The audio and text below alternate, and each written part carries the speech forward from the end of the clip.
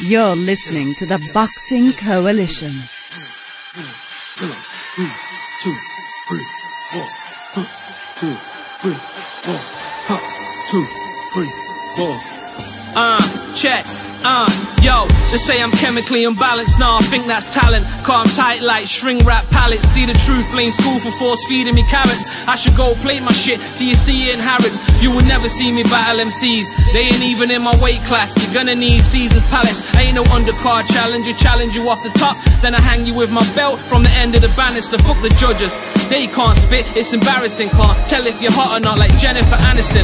You're gonna need a better analysis. Hal and Anson mixed with Paul and Malik Nagy. Put your body in paralysis. I got the brain of an addict, and if you tell me I'm whack and I'm feeling adequate, I take on savages and flick them one by one to the side like an abacus. This my Magnus Anderson, I'm throwing out a bag of dust. I'm flat broken, I ain't got nothing to boast about, except to say if I was rich, you rip my poster down. So I pack bags and move time quick. You're a pessimist, betting that I win in round 6. Nah, first 10 seconds I took his breath. They threw the towel, I carried on like fuck the rest. Cut the cut man, broke a chair over the promoter's back, like Paulie from Rocky, and just stood there. Hello and welcome to the Boxing Coalition, a place to discuss anything boxing. We have a rotating panel of hosts that consist of Chemo, Mauu Alpha, Cam, Daniel Lim, and MV Chu. If you want to have your say, call in on Skype. Just add Box Coalition and get involved in the show. Hi guys, and welcome to another episode of the Boxing Coalition. My name is Cam. Joining me tonight, Monocle 78, Kevin Horn, Ari Goldboss. Hope you guys are all well. Before we get into the boxing, most of you probably realised that I played a different intro this week. The portion of the track I played is called Intium, and I played it to celebrate the release of my dear friend Scorsese's debut album, Piece to the Puzzle. The album was funded by a Kickstarter campaign late last year. Kickstarter is a crowdfunding platform, and over 400 people pledged to make the album happen. £8,000 was the target, which was smashed in just 7 days and went on to make almost £17,000. And because of this, Scores decided to make it a double album. It's 28 songs deep, no intros, no outros or skits, it's just high quality music. The Kickstarter backers will receive a digital copy of the album this Friday. And there's an album launch party on Saturday in Nottingham at the Rescue Rooms. I'm definitely going to be in the house. I think tickets on the door are about £15. If you're in the area, definitely make it down. Chester P is supporting. Also, Heavy Links is supporting. And I think Scores' set's going to be about 80 minutes. So, and apparently there's going to be a live band playing a portion of this of his set. So, definitely check that out. And lastly, the album will go on global release on April 20th. All over the world, so definitely pre-order the album. It's on iTunes and Amazon, so definitely try and support Scorsese, one of the best MCs in the UK. Okay, let's go on to the boxing. Well, that was a big plug. You know, it has to be done. Like, he's my boy, so I have to look after him. You know. Go what I mean? toe for toe. Should we go toe to toe now? But yeah, let's get into the boxing, guys. A bit of a quiet weekend.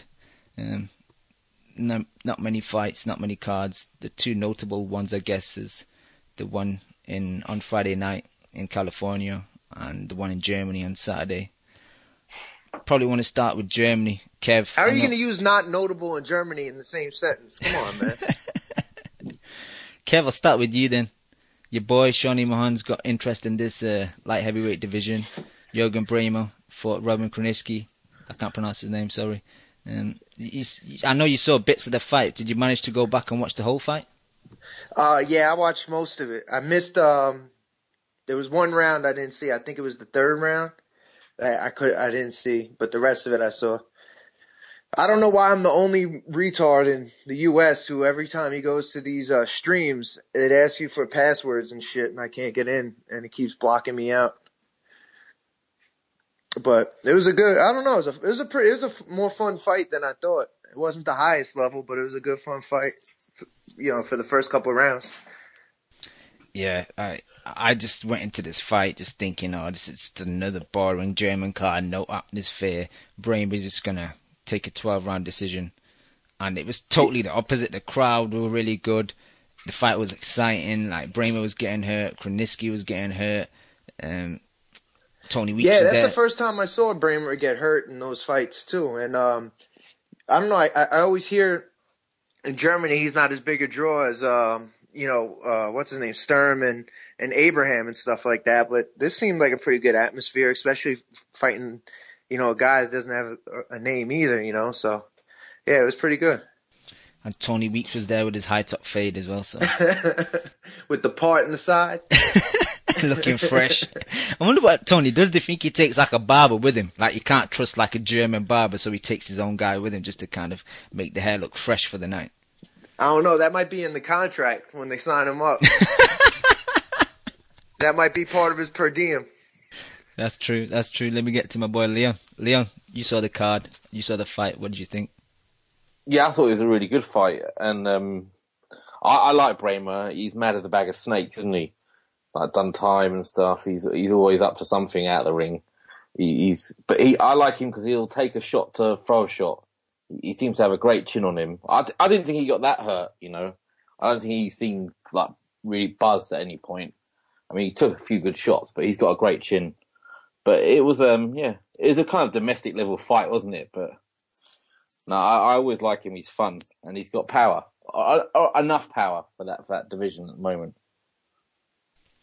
Yeah, I did think he was slightly hurt, not like as bad as Kroniski was getting hurt, but no, but you could see the difference, couldn't you, in the punching power? Like when Bramer landed, that guy's chin, he's got a glass chin, I think, and he can't take a punch. But yeah, I like Bramer. Didn't he get locked up for like slapping a girl and like robbing a convenience store or something like that? Loads of stories, yeah. Yeah, so I wouldn't necessarily act like he's Debo out there or anything like that, but but yeah, he definitely those guys don't leave Germany as is, and he has legit reasons why he can't really leave Germany. So it's tough for him to get fights because he can't go many places. And even when they buy him a ticket, he didn't even bother turning up for the first Cleverly fight he was meant to have. It was all booked, and he just fucked it off. And he was supposed to fight Shumanov and travel there, and was complaining that they weren't treating him well, so he just left. yeah, he don't give a shit. But I was just talking, before the show started, I was talking to Milos and Nothing for Something and Anastasia in the chat, and we were just talking about, Bramer, and for me being a southpaw as well, his guard's never tight enough, and obviously it's got him so far, so maybe he doesn't really care now, but he's always got this loose guard, the elbows are always out wide, I think he's quite easy to hit, and Robin Kroniski set him up a few times as well, I noticed, because a lot of people do it at my gym. When someone gets jabbed to the body, they'll try and block the jab with their hand, so they'll bring the whole hand down and they're just totally open to the face. And Robin did kind of set Bramer up a few times. He kind of like jabbed into the body a few times, jabbed into the body, feinted to the body and went up top. And I think that was one of the times he hurt him.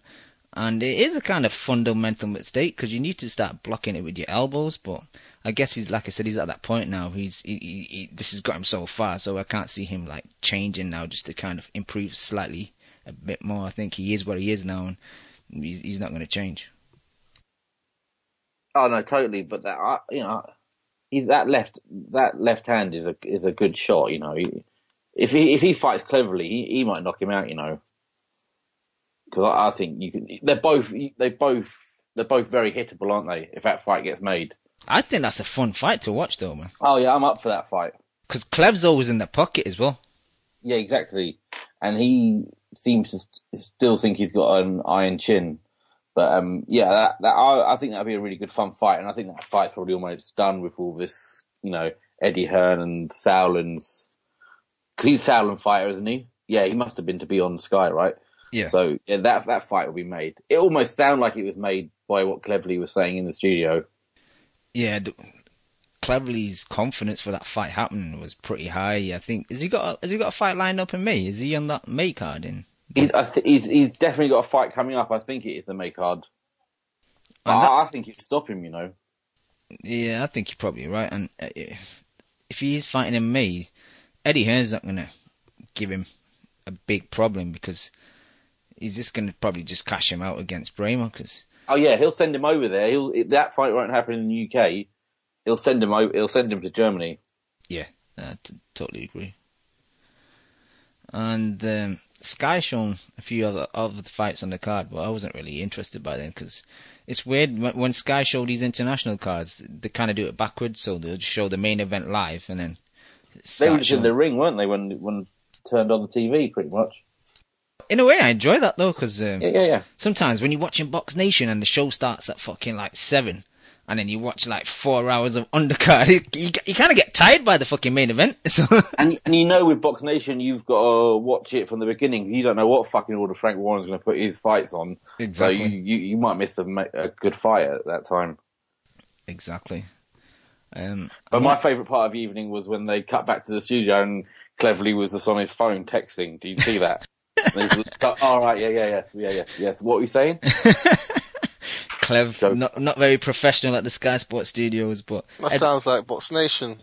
Yeah, it was a bit Box Nation. The whole thing was a bit Box Nation. The whole evening. Yeah, it was. Like Ed Robinson was holding it down, but it did kind of have. But he's good though, Ed Robinson, isn't he? He's the only decent one over there. Apart from Ed, it did have like a bit of a cheap feel. Like it's just like, it's just Sauerland, so let's not put too much money into it, kind of. And how many more of these cards are we going to get? Like we're going to get quite a few, aren't we? I hope, yeah. I don't really want to watch too many more of these, but having said that, this fight was decent, so I won't mind it. But with this whole Sauerland tie-up, these were cards that we were watching at Box Nation, so they're not really Sky Sports level cards, really. No, they're not. That's why they just, like you said, that's why they're just sticking on at 10 o'clock. You know, they don't really care. They know everyone's going to be watching Match of the Day, so they just chuck it on there. They're probably getting cheap. With no views. Leon and Ari promote Match of the Day so hard on this show, man. Like, you getting like backhanders from the BBC? I wish. No, they're a public run company. They couldn't do things like that. That's about it for this card. I want to ask Kev some questions regarding Sean Monahan, but I think he just stepped away, so... Is Sean in line for trying to get that fight, though? Is that what Kev was going to say? Well, Kev was messaging me... That'd be a good fight, man. Yeah, well, Kev was messaging me saying that I think he's going to be mandatory to Bramer, but he's concerned now with this whole Cleverly interview in the studio with a little glint in his eye, thinking that he's going to... Yeah, the fact that he's going to get Bramer in September, so that's obviously going to upset the Sean Monahan / Bob Arum / Top Rank apple cart, so definitely going to be some issues there. Unless maybe they give him some step-aside money and say, well, you can fight the winner. And like I even said to Kev on Saturday night, I thought, imagine that. Imagine Clev beats Bramer, which I can't see happening. And then Monahan coming over to the UK to fight Clev, man. Like, that'd be wicked. That'd be wicked, because obviously, you know Kev would come over. We can just have a massive coalition meet-up, man. That would be sick. Yeah, that'd be wicked. But I'll wait for Kev to jump back. While I'm doing that, I think I was the only one that watched the Gomez Kamagai fight. Really disappointing Kamagai. Just plodding forward, hands relatively high, but guard wasn't tight. Just no jab, just trying to walk Gomez down. Gomez was using a lot of little cheeky tactics, forearm and headbutts and shit, which I didn't like. But like, Kamagai just didn't look like he had any like backup plan. Again, Paul Malignaggi was excellent. He was breaking down the fight really well. And Kamagai, every time he was up and close, he'd throw combinations, but his hands would come down to his waist. And then just as he remembers to bring them back up, he'll get caught with like 2 shots. And Gomez would spin off or move backwards, and then Kamagai would have to reset and kind of go after him again. And that's what the whole fight was, basically, for 10 rounds. Really disappointing. But I think maybe I just put too much stock into Kamagai because of his performance against Guerrero. So, but didn't he jump up a weight division for this fight? Yeah, so he's fighting at 158. Yeah, 154. Yeah, I don't know what the whole reason behind. I don't know if he was struggling to make the weight or if it was just a golden boy thing, saying, "Look, we got fights set for you at 154, so come up here." I don't know, because obviously he fought Guerrero at 47. And he fought again in December, and I think that was at 47 on a 4-rounder. So I don't know. I don't know. But maybe he should go back down, because he looked awful. He looked better down there, right? That's what everyone was saying. Yeah, but I don't know if like he flattered to deceive against Guerrero. If Guerrero just kind of like was the perfect, just stand there and just kind of like be this be the mirror of image of him and just kind of do the same thing. So I don't know. I was disappointed with Guerrero in the fight against Kamagai. I thought he could have beat him a lot easier. He kind of made a war which was unnecessary. So yeah, I think I just put too much stock into Kamagai, and he let me down in the predictions league as well. Not many people picked Gomez, but a few people did. So props to those people. And that's about it until Kev gets back on the line. No one else watched. Oh, go on, Harry. Go on. I think cocky James Bennett picked Gomez by decision. Respect to cocky James Bennett. He's been talking a big game. Oh, is he in the chat? Oh, there he is, yeah, James Bennett. Yeah, he's in the chat. Yeah. But, yeah, go on. What do you want to talk about next? I don't know, bro. You guys got any topics? I was looking at box. No one else watched the Robert Helenius fight. Just me. From Estonia. When you text me saying that you were watching a ring, I thought you were just trolling. I didn't. Estonia. What's he fighting there? I don't know, man. Is it quite close to Iceland? Has he been kicked out of his country or something? No. But awesome ring walk. I heard about. Actually, I did hear about. Check out the ring walk. Everyone, check out the ring. I'll stick it in the chat. It is, but the guy he's fighting is not like. They say he's a heavyweight, but he looked like a middleweight, and he just beat the shit out of him. Right. What was so good about the ring walk? He came on. It's just he walked in with like 6 guys dressed as Vikings in a black cloak to loads of metal. And they came off a ship.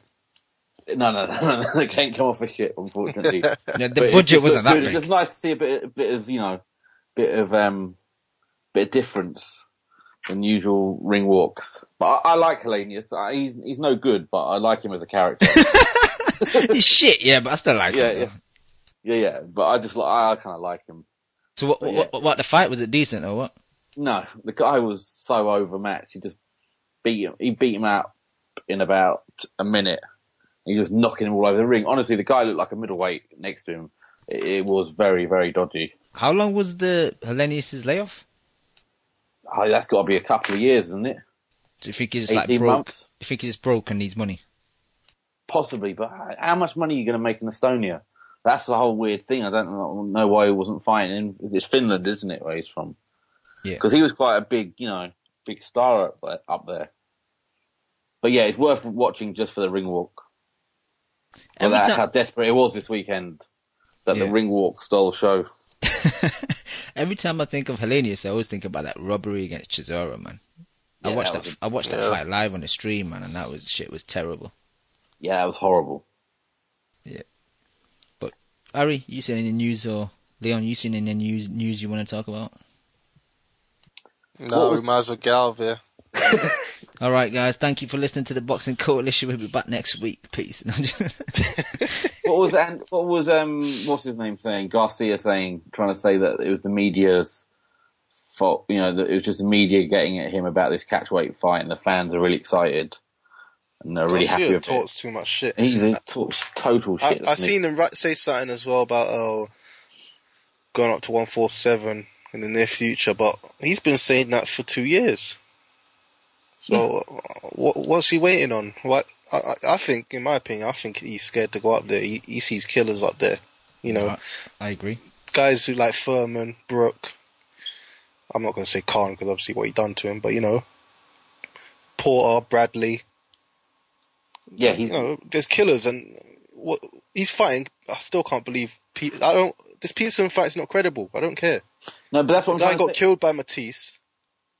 And yeah, he lost. You know what I mean? It's just ridiculous, man. And he's still got that belt he has is worthless now, isn't it? He's just any worth it has, and Peterson's destroyed by getting beaten twice and keeping it twice. But that's what I just want to say. The fans aren't happy, so whatever he thinks is we're not happy about this bum catchweight.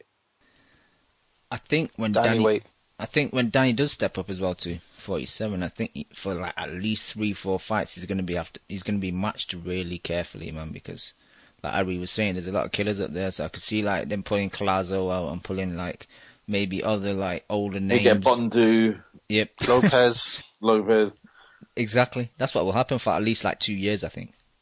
Well, that's why Heyman's got like, was it 200 fighters, so he can protect his guys, isn't it? Yep, like Berto, he probably fight Berto. But I Guerrero. heard, I'm still hearing Berto for the Brook, if Brook gets past, or when Brook gets past this geezer. Oh, so you're not picking Jojo Dunn then? No. No. I think you'd beat him if he'd had his leg cut off with a machete. Oh shit, man. I've seen that guy fight. Brook will knock him out. Yeah, to be honest, we saw. Yeah, we'll go into that later. Yeah. No, and we saw Jojo Dunn last year, and he was. I've only seen him once, and the guy was terrible, man. I've seen him twice against the same guy, and he hadn't learned anything from the first fight, so he ain't got nothing. Oh, Bizier against Bizier, yeah. Yeah. I've seen that fight twice, and he didn't learn anything. So I mean, did you see it? Have you watched those fights? No, I haven't seen. I think I've seen like 2 rounds in total from both fights put together. So you're not been doing your research then, Harry? No, man, I got the fight right though. I picked when we had in prediction league the second one. I had Joe Dan by split, and that's what happened. I know, but it's like it's flip I of don't a need coin, to see innit? that shit. Nah, it's not split. Did you get 60 for the split? Yeah. Nice. Yeah, I was in my prime though. Now, You slipped. Now you're a bit falling off. No, a I'm bit. doing alright. I think I'm like 13th, 14th. Yeah, you're not too far. Actually, the only problem is I still haven't got any round right. I'm getting it all. I'm getting all the picks right. It's just I'm not getting around. That's the flip of the coin, really. I'm missing out by 1 or 2 rounds. Just Yep. what can I do, really? Yeah, I'm having the same problem, but my boys just phoned up. All black ski mask, glove, tuck the thing. Ski mask swing. I still got the black ski mask to throw on.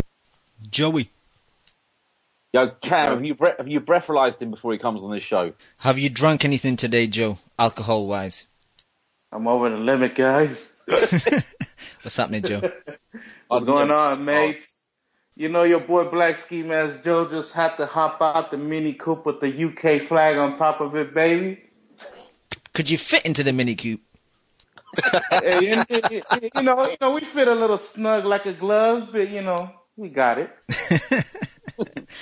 Good to have you on the show, Joe. Anything you want to talk about? Yeah, man. Like I said, I got the Mini Coupe with the UK flag waiting for my boy Kell Brook to put a whooping on JoJo Dan next week. Well, this week. So what's your pick? You going for a knockout? Yeah. Probably like around an 8-round knockout. Cool. I see it kind of happening midway into the fight. How do you see it playing out? Do you think like Brook will start slow coming off that injury and just take his time, or? Yeah, he'll take his time, and then I think once he figures him out, because come on, JoJo Dan, he's not really we've seen him fight versus that one other guy for this title eliminator or like the shot to fight Kell Brook for his I think is it the IBF? Yep. Yeah, I mean he didn't impress me at all. Yep. I think he went that one. I think to decision, right? Split decision, if I'm not mistaken. Yeah, against Kevin Bizier. Yeah, man, nah. That fight was garbage. So, Kell Brook, easy money. And I had another question lined up for you. Do you think Canadian Jose is going to pick Jojo Dunn just because he's Canadian? If he's repping the flag, yeah. But if he has common sense, hell motherfucking no.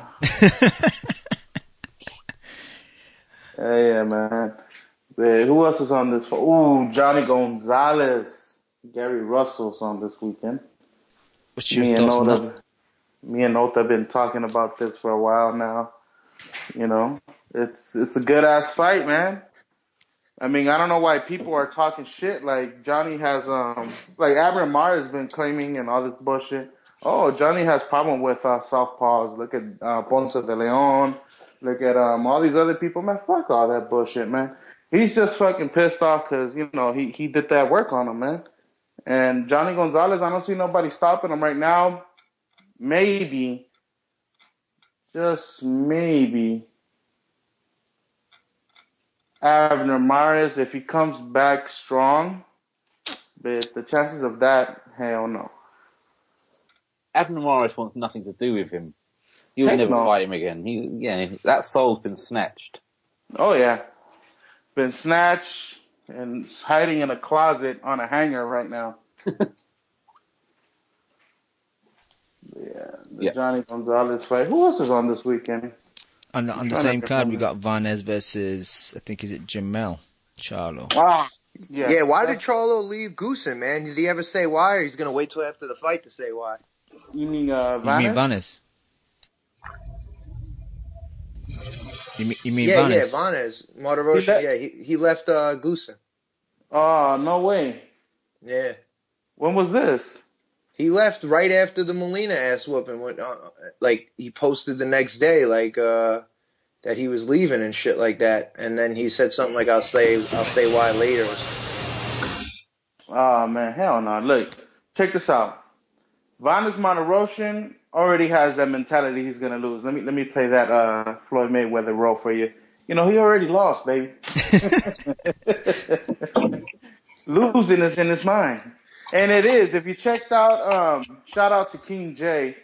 He had posted something, and it was so funny that I had to crack up.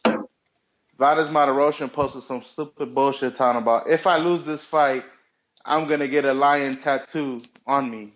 Come on, man. That's already loser talk, man. Get the fuck out of here. Yeah, he was talking about tattoo for tattoo. And if Charlo loses, he got to get some Varnes tattoo shit or whatever. I'm like, come on, that shit's corny, bro. Yeah. I don't know. I'm looking forward to that fight, to be honest. You know what I mean? Like, these are the type of fights that I wish, like, if you're gonna have an undercard on Spike or something like that, I would rather see like a Charlo or Martirosyan rather than Porter versus, you know, somebody's gonna be a 10-1 favorite on or something like that. Like, you know, because at least it still answers a little bit of questions about Charlo, or sees if, you know, Martirosyan's gonna get a little momentum going, you know, because he had a good win last fight, you know. Yeah, I mean, you know what? I have a good feeling that this fight's gonna be a good one. Other than Kell Brook and Johnny Gonzalez, which those fights are pretty much signature that they're gonna be good knockouts, you know. But this one, we're gonna see a lot of like technical skills from Charlo, I believe, because I think Martirosyan is gonna be coming out swinging for the fences, bro. He's gonna want that lucky shot. Is this a good Charlo? This is the Charlo who beat this is Charlo. This is the one who beat the gatekeeper, right? Yeah, he beat Rosado. Okay, yeah. But he made that gatekeeper fight boring as shit, though, man. I got to say that. Yeah, but you know what? He displayed a lot of skills, though. And Nah, he looked good. That's why I'm excited to see this. I put that performance every bit as much on Rosado for not really making the fight until the last couple of rounds.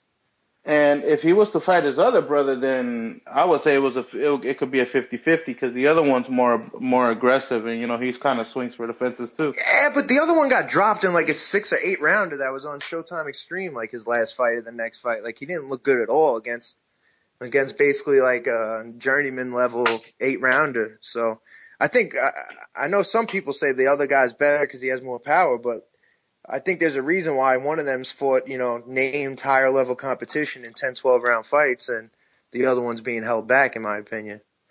They tried getting the other one to fight the Molina, right? To try to get that belt. Yeah, they did, yeah. Yeah, before Molina got that whole fucking shit and he got sent back or something, whatever. But I don't know. This is all going to be on Showtime, correct? Right before the Brook fight? I don't know how it's working out for you guys. No, they'll be after Brook. Aren't they running it twice? They're running it early and then after as well. Yeah, I think Brook is going to be 6 o'clock Eastern. Yeah, I was all cocked and loaded to come out and kill Brook a little bit, but you know, coming off of machete slashing and the fact that Jojo Dan's a mandatory, I can't get on him. I got no problems him knocking the mandatory out the way after getting macheted up. Yeah, that's what they're doing. They're getting out of the way so they can have a bigger fight. They would have done in the that. summer. Yeah, they would have got him out of the way anyway, wouldn't they? And it's a warm-up, you know, it's a warm-up. Yeah. Even without the machete, they would have done that? No, I don't think so. No, you don't think so? But since he came out looking like Rambo got him, now all of a sudden Jojo Dan looks good? Well, he was. Yeah, I think they were looking for Brook to fight. Was it like Bellew Cleverly time in November? I think. Yeah. That's it. Yeah, and then because that's why they had. Because they were going to pay. That's he was going to headline the pay-per-view. Yep. Yeah, You guys talk about Cleverly getting Bramer next or what? I think that's all but guaranteed, huh? That's done. Back into it if you want. Yeah, but Kev, we were waiting for you to get back in line. I want to get your thoughts on the whole situation. Yeah, sorry, I got tied up with work, man. I'm a little busy. Yeah, we just want to get your thoughts about what Cleverly was saying in the Sky Sports studio about basically he's kind of got the fight lined up for September. And obviously with your boy Shawnee being... Is Sean officially mandatory to Bramer now? Or? Nah, the WBA is weird, man. Like, even for a while, they left the number 1 spot open forever. So there wasn't a mandatory. So it's like Sean's been number 3 forever. I think they're going to adjust it. And I thought they were going to make Sean number 2. And actually, one of the guys that he spars with all the time, Marcus Brown, former Olympian, I think he's going to get rated in the top 10 in the next ratings.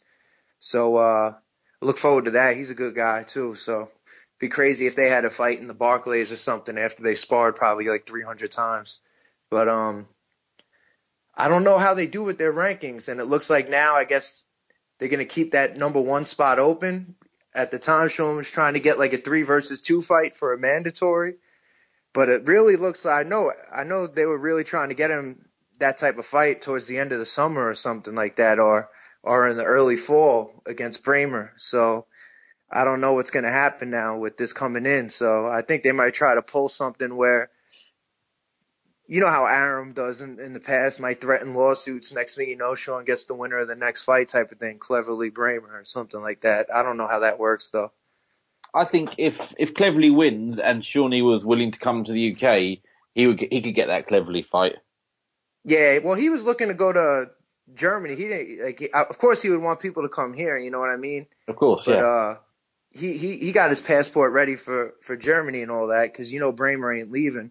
What they were hoping like last December was if they got the Cotto card in December in the Garden, they would have enough money to lure Bramer over here, I think. And I don't know if that worked out. So he's just hungry for a fight. He's kind of in limbo. He was supposed to have a big fight set up in December before that cut happened and really, really fucked him over.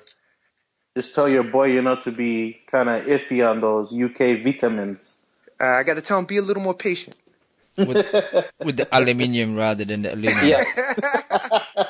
Yeah, but I like Cleverly though. I know a lot of people don't like Cleverly.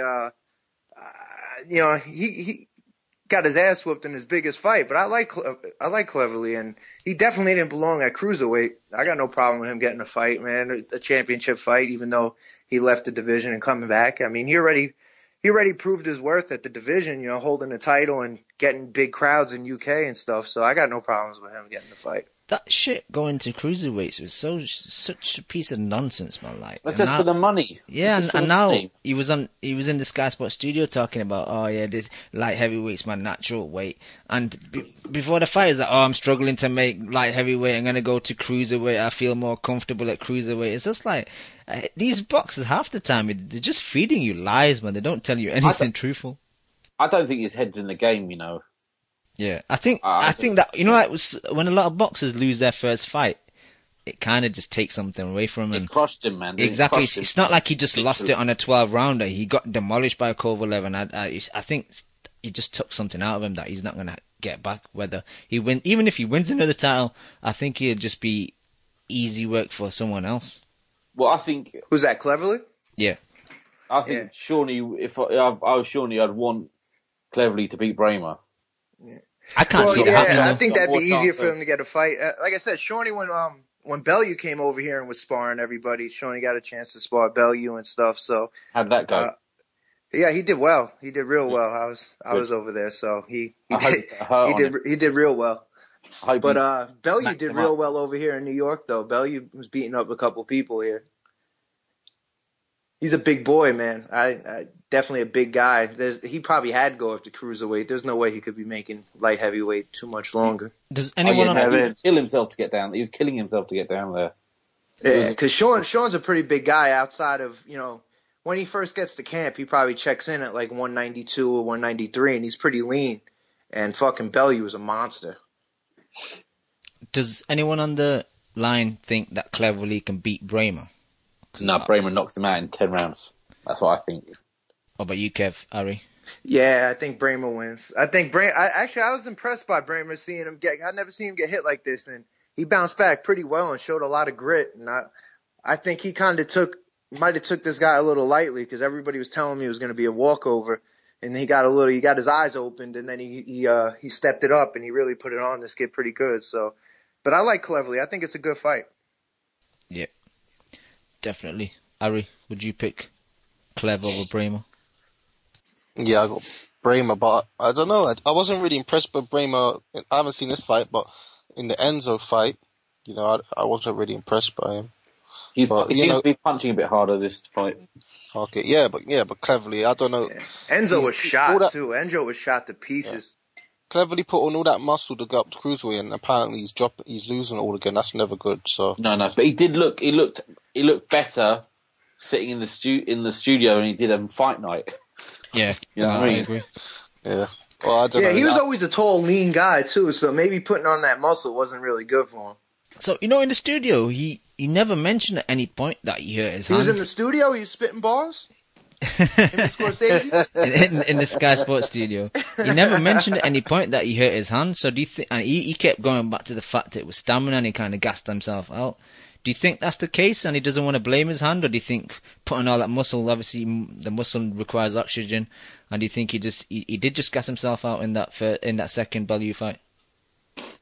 Oh, fuck knows. He was just a mess. I mean, that's one of the weirdest performances I've ever seen in the ring. I think he went into it injured and didn't pull out because obviously the money. Yeah. So I've never seen such a weird performance, though. Yeah. Scorsese album coming soon, you fuck boys. Come on, black man. Shout out to Scorsese in the chat. Hey, Cam, you got that breathalyzer? Yeah, exactly. I think Joe's drinking while the show's going on. I think his level's getting a bit high. He's nicked one of the drips from his hospital, and he's just on a drip. drip of Jack Daniels. Straight into the vein. Tequila IV fluids. Exactly. I'm over here at the pub quiz with Chew, but the guy passed out. What is it over there? What did you say, Leon? What time is it in the morning? What time in the morning is it over there? I think it's like 2-3 p.m.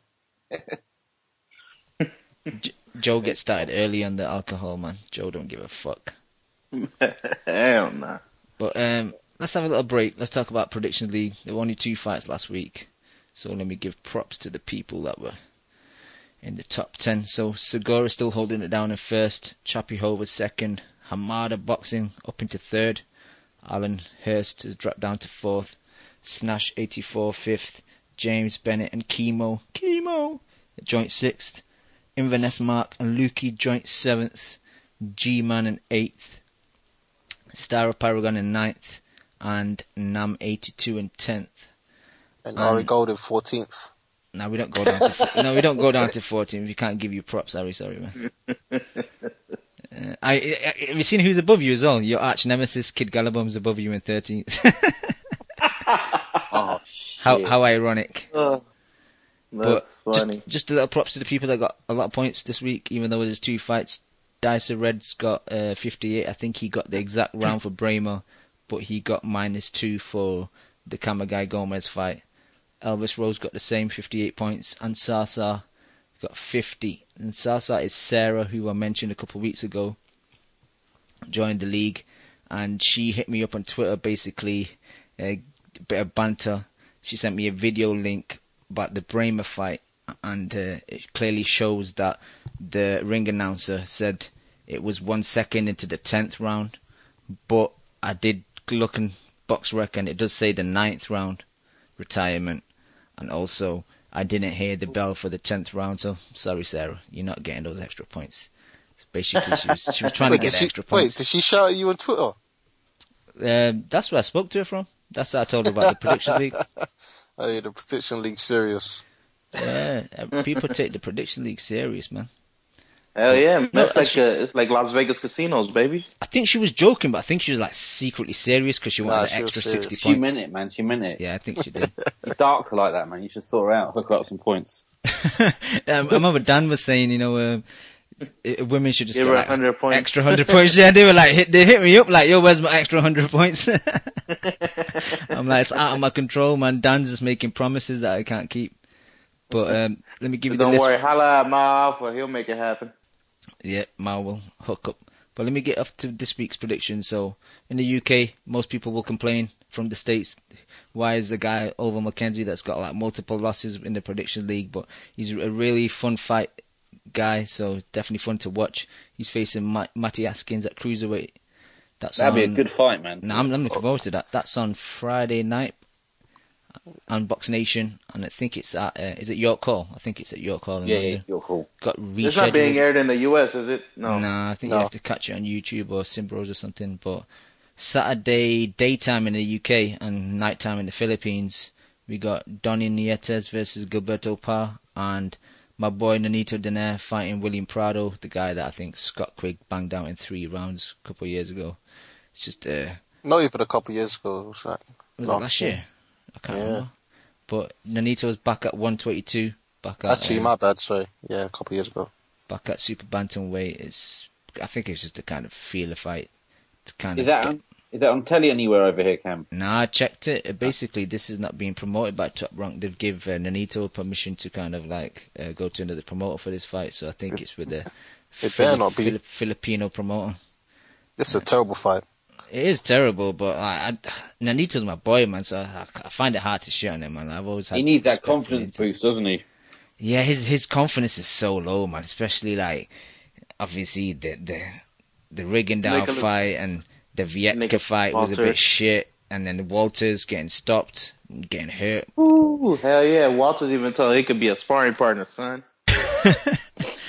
So I do respect for Donaire for not retiring, because most people think fuck this shit, I retire. So you could tell he doesn't want to retire at this level in his career. He doesn't want to go out like, oh yeah, he was.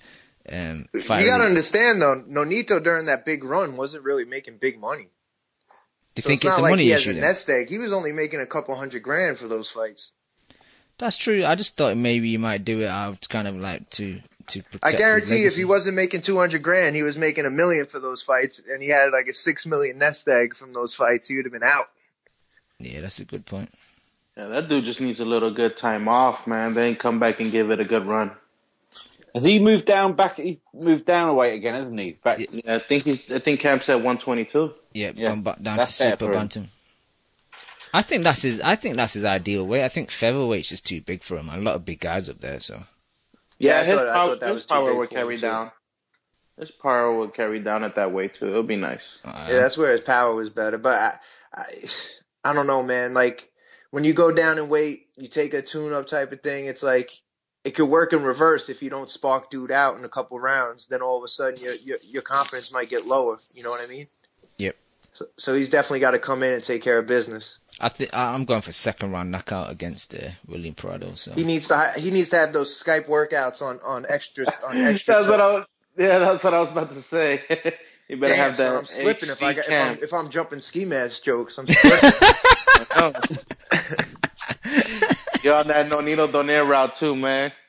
Shit. All right, let me finish off the fights in the prediction league. So, also on Saturday we got Kell Brook versus Jojo Dan, and in the States on Saturday, Jamal Charlo, Varnes Metarosian, and Johnny Gonzalez, Gary Russell Jr. So that's 6 fights in total.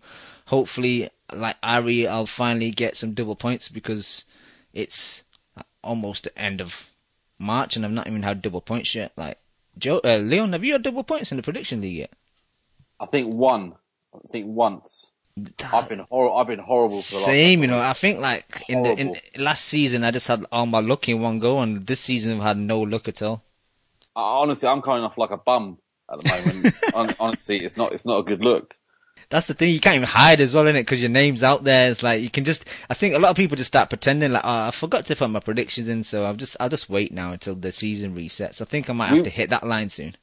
We should up our game because we're on the panel and shit, and none of us are looking any good, are we? True, but a lot of it when you get the exact round, a lot of it's just luck, innit, really, like. It's luck. Yeah, let's put it down to luck. And I definitely think I spoke to Mal that we need to change the amount of points for split decision because I think like 60 points for getting a split or majority is a bit too much. So next season we might Yeah, make some or at adjustments. least you got to split it up where it's majority and split, and you got to pick one or the other. Yeah, exactly. That's a good point. And then maybe get 30 points or something. I don't give a fuck.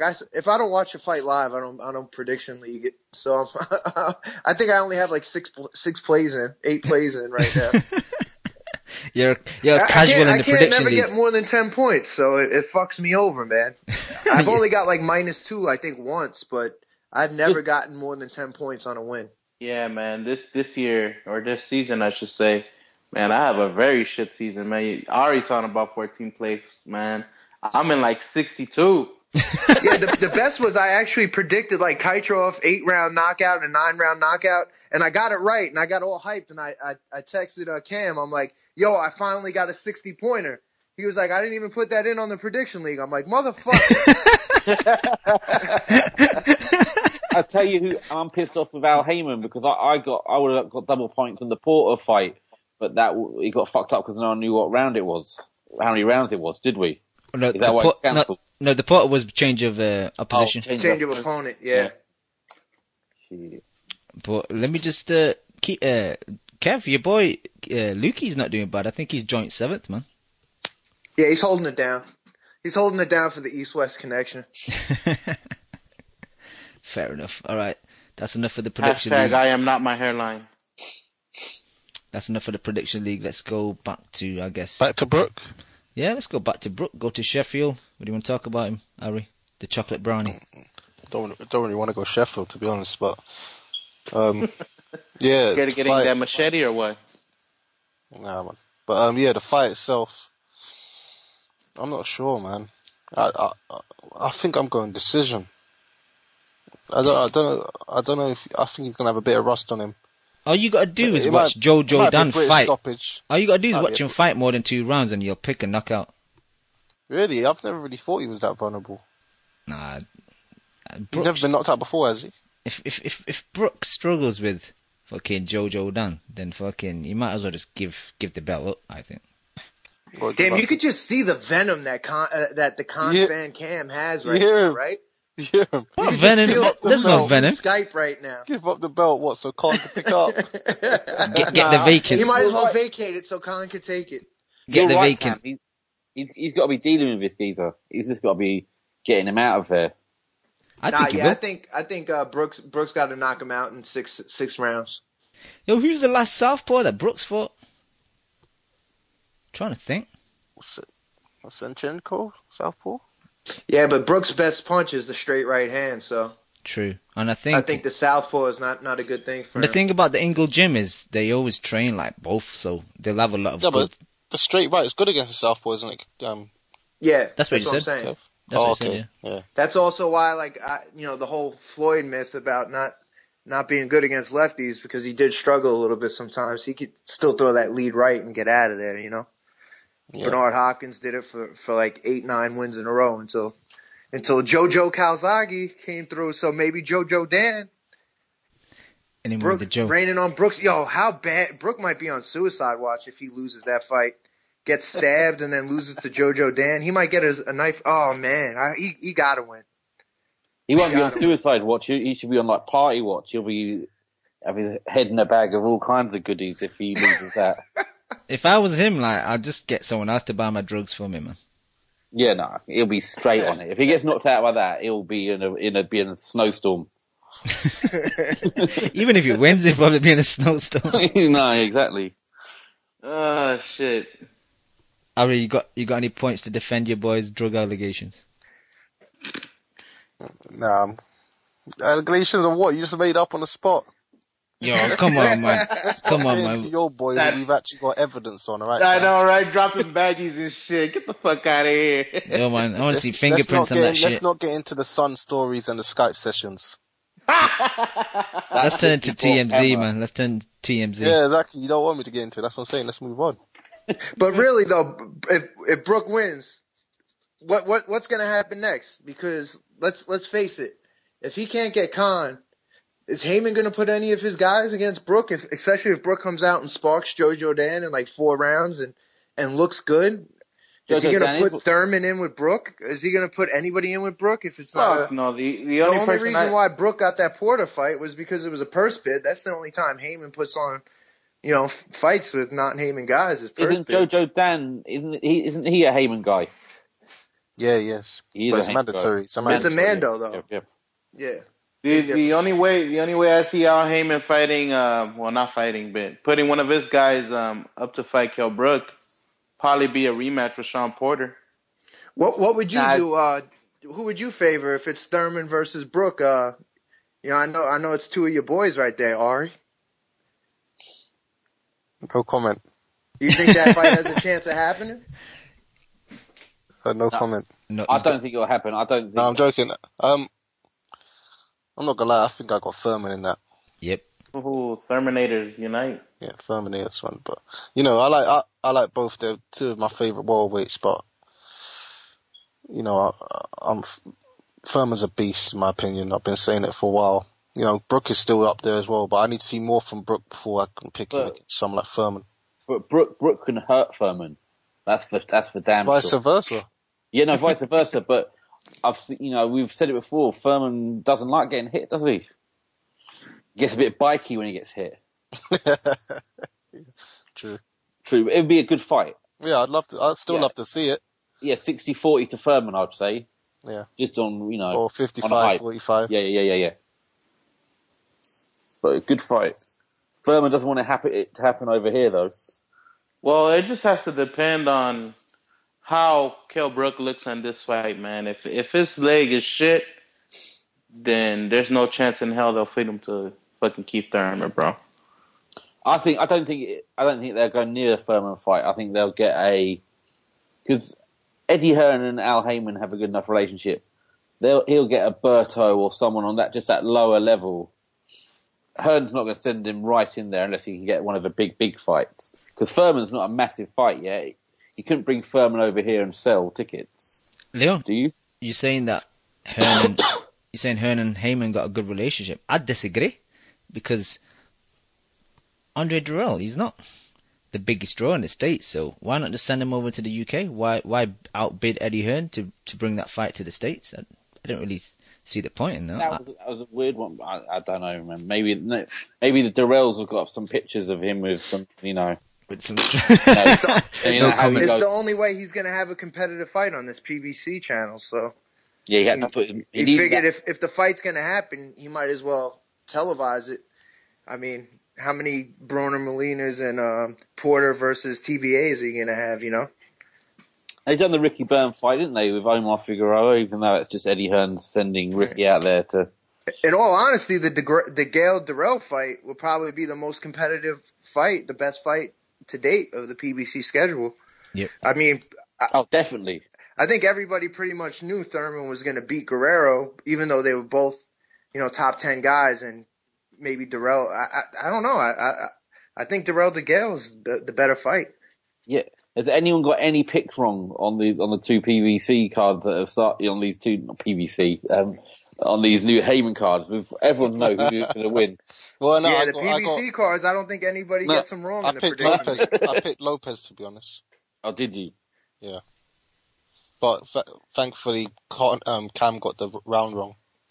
No, I didn't get it wrong. It was wrongly advertised. Don't blame me. They got it. I'm not blaming you. I don't care whoever it was. Thank you. Fair enough. Thank you, Al Heyman. What's happening with Jamie McDonald? Is he on the undercard of Ricky Burns against Kameda? Don't think Who the hell is less. Jamie McDonald? Yeah, who is that? He's a better brother. No, I know he's talking about. Yeah, apparently it hasn't been announced yet, Cam, but I think he's going to be an undercard of Figueroa Burns. It's like Eddie Hearn's just fucking sending all his guys out to get shut down. Because they're paydays, man. Yeah, they're paydays. Yeah, and but think about it, McDonald's got a fake belt. He's got a chance to win a real one. True, but it just seems to me like these are the situations where guys from the US start calling UK boxers bums because they just come over there, just like Brian Rose got demolished by Andrade. No. To be fair, Gavin's a much better level of fighter than Brian Rose. Don't you think? Gavin's decent, but I don't know. He's got a chance, man. Nah, Kameda's good, man. Kameda's gonna beat him up. We'll see. He's got heart, the kid. No, You guys talk about Kameda and Gomez? no, Kamagai. Kamagai. Oh, yes. My bad. Yeah, we spoke earlier, but what's your thoughts on that fight? Fucking, if that fight would have happened before the Thurman Guerrero fight, that would have definitely fucking ruined that fight, huh? Seeing that Guerrero's last fight was Kamagai? Right? Am I the only one that was saying, like, damn, I knew Guerrero wasn't that good? Like, watching that fight, watching Alfonso Gomez beat up fucking Kamagai? I don't know. Kamagai is Nota's boy, right? Yeah, any Japanese fighters know his boy, to be honest. But I just thought, no doubt. I just thought Kamagai and Guerrero just fought the wrong fight against Kamagai. And Gomez just fought the right fight, just boxed him at distance and let him just. But Guerrero's keep fought forward. the wrong fight against everybody since Berto, so. True. It just happened to work against Berto. The ref allowed him to hold and hit behind the head and shit. But that fight was pretty bad. I mean, I guess I'm happy though for Alfonso Gomez because it might get him another fight and make another payday and stuff. Because he was, I don't know, I like Gomez. Even though every time he stepped up he lost. I mean, there's a place in boxing I think for guys that are willing to fight top guys even if they can't win and they're going to give good effort. You know, I think there's a place for those guys on undercards and shit like that. But so I'm happy he won. But I was like, damn, if this fight happened 2 months ago, that PBC card might have got fucked. Gomez was just leading with his head too much for me, Kev. Like, even got a point deducted for it. Yeah, and he looked a little gassed too at sometimes, and I think that's why he was leaning a lot and kind of off balance. Yeah, I don't know, but yeah, and that was the one thing I wanted to talk about, and the ratings that came out for the Spike TV also. What were the ratings? I think it was like 834,000 or something. So HBO beat them out on that weekend, and Spike TV has something like 90 million viewers. But I think it was a good number because I don't think anything on Spike is really pulling 1 million viewers. So it's very rare. Was Spike on Friday? Spike was a Friday night and HBO was a Saturday night. Do you think obviously that would have made a big difference? Not really. They're both pretty bad nights, to be honest. I mean, they're both pretty bad nights. Yeah. What would because the HBO figures? Saturday nights, and Friday nights, unless it's something big, most people in the prime demographic are going out, so that's why when I always say, like, when people complain that HBO has more subscribers than Showtime, it's like, well, unless you're a diehard, you're going to watch both of them because nobody's staying in on a Saturday night at 10 o'clock at night unless they're a diehard, Yeah. What was the viewing figures for the HBO? Do you know off the top of your head? Damn, I don't remember. I think it broke 1 million. I got to check, though. I think it did like 1.15, so almost 1.2. But I don't know if that was peak or average. But it definitely held over 1 million average. Okay. So that Kovalev is one thing about Pascal. He draws a huge crowd in his hometown, and he does good ratings, and he makes fun fights. So I'm sure he'll get another shot soon, and he deserves it because not too many guys do big ratings and draw big crowds. I'm the cash cow. That's why the fight's at my town. True. Okay, we're getting Spike TV over here. Are you guys? A couple of weeks, yeah. Will we get the boxing though, Leon? Because I know we're getting the channel, but I don't know if we'll get the boxing. I heard from a man in the know that they're trying to get it. Okay. Because I was I reading. think they would. It's basic programming, though, so I don't know if they would have to sell the rights. I doubt we're going to be getting the same program. Yeah, because I think it'll be like a Spike TV UK version. Because I was reading. You guys would have to have your own broadcasters and shit like that. It's being put out by Channel 5. So Channel 5 have kind of brought the rights. Well, Viacom. Yeah. I think the company that owns Channel 5 is the same company that doing Spike. Viacom, But it's going to be they get their choice of anything that's been on Spike, and they can kind of edit it and choose what they like from American TV to put onto the UK television. My mate used to work for the press office at Channel 5, so I've been trying to get him to tell people to get the boxing on. Shit, Leon getting the inside information and shit. That's the only story. That's the only inside story I've ever had. So. Not really much of a story either, is it? They're showing Breaking Bad from the beginning. That's it. That's all I know. Oh, really? They're getting. Yeah. You sure they can get the rights? Don't Netflix have it? No, they've got it from the very beginning. Okay. They must have spent some money on it, I think. Okay. Well, most people already watched it now. What? No, but people like to, go again. All right. That'll get views. Anyway, next. Okay, let's go to the phone lines. Got my boy Segura, top of the league. Are you there, Segura? What's going on, boys? Chilling, brother. How are you, and what do you want to talk about? Yeah, I'm doing pretty well. I had a couple things. So, first with the Gary Russell fight, he fought like 25 tomato cans, and then he fought, Lomachenko, who's probably, arguably the best guy in division. Now he's fighting Gonzalez. I feel like he's really stepping up. I don't know. I mean, I'm sure he does what he's told, but I give his camp some credit putting him in there with Gonzalez now. He's a dangerous dude. And I mean, well, he beats Lomachenko 99 out of 100 times. That was just happened to be the one time he didn't. Yeah, I guess. Just ask him. Those odds, then he should probably rematch Lomachenko. But I mean, Gonzalez is a big puncher. I mean, he knocked out Mares. I don't know. I think that's going to be a really good fight. It contrasts the styles. Gonzalez will be looking for that left hook, and Russell just throws a bunch of pitter patter, but I'm sure he'll stack rounds, and Gonzalez will have to knock him out. What do you guys think about that? He won't stack rounds. He won't make it out the third round with his little T-Rex arms. Really? You think he's getting knocked out? He's getting iced. Yeah. I think Johnny ices him. Wow. Well, most of my experience with boxing is post probably Johnny Gonzalez's run. I've just seen him with that one knockout, but does he have some true power in that left hook? Is that some of the best power in that division or what? Oh, yeah. I think so. Does people think that maybe Gonzalez is a little more overrated than, I don't know, ever since that big knockout, 2 years ago or whatever? Oh, versus that Japanese guy? No, when he fought Mares, right?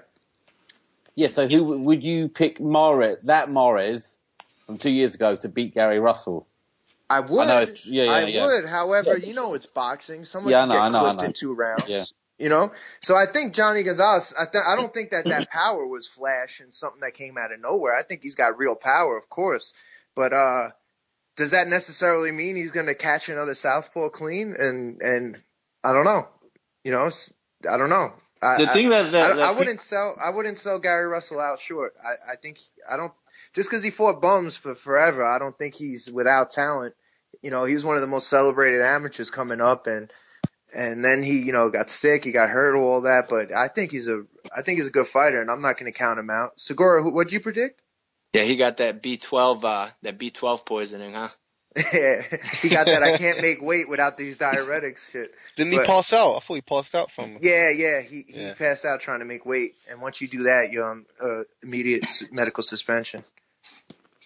Yo, man, the thing about Johnny Gonzalez is people are underrating his that dude's a very good technician, man. After what's his name? Marquez, I think in that camp he's like one of the second best technicians in that camp with Nacho Beristain. I hate that guy. I'm such a big Pacquiao fan. That guy, I feel like he's just better than Freddie Roach. He's just such a smart motherfucker. Him and Marquez drinking urine and shit over there. I don't know. Something's off about those dudes. But hey, man, south of the border, everything goes, baby. Even the donkey shows. Yeah, I guess. Well, I had something. I've been thinking about the Heyman takeover. It's I'm okay with what he's doing if he can even make his own belts. If he'll let his fighters fight the other dangerous guys like Provodnikov, Matisse. I think I bring up Matisse each show. But it's will he let one of his guys face a brutal puncher like that? And if he won't, then, fuck his belts and fuck him. I hope he fucking put it this way. Falls off a bridge. And I know I'm the Heyman hater, but put it this way. Matisse and Provodnikov is happening because they didn't let Heyman get involved.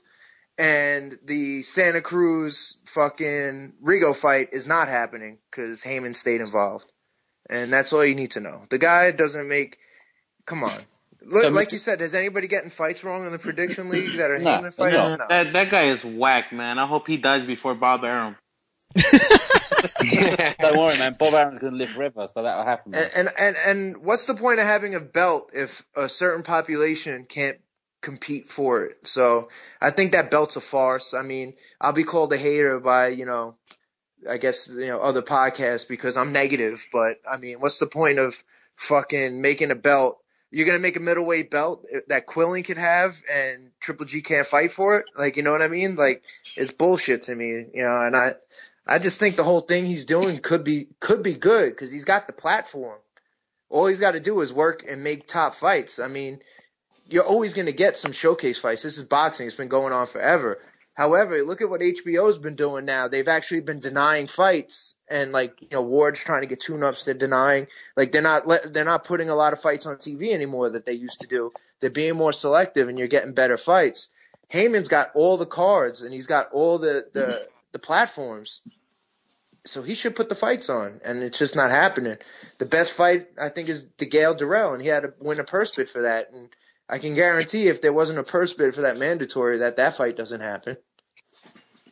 Yeah, I mean, it doesn't look great, but I mean, I'm still hopeful that, some good stuff will happen. I mean, he just needs to put his guys in, like, with big punchers. Somebody said one time, like, Heyman doesn't like to put his guys in with punchers.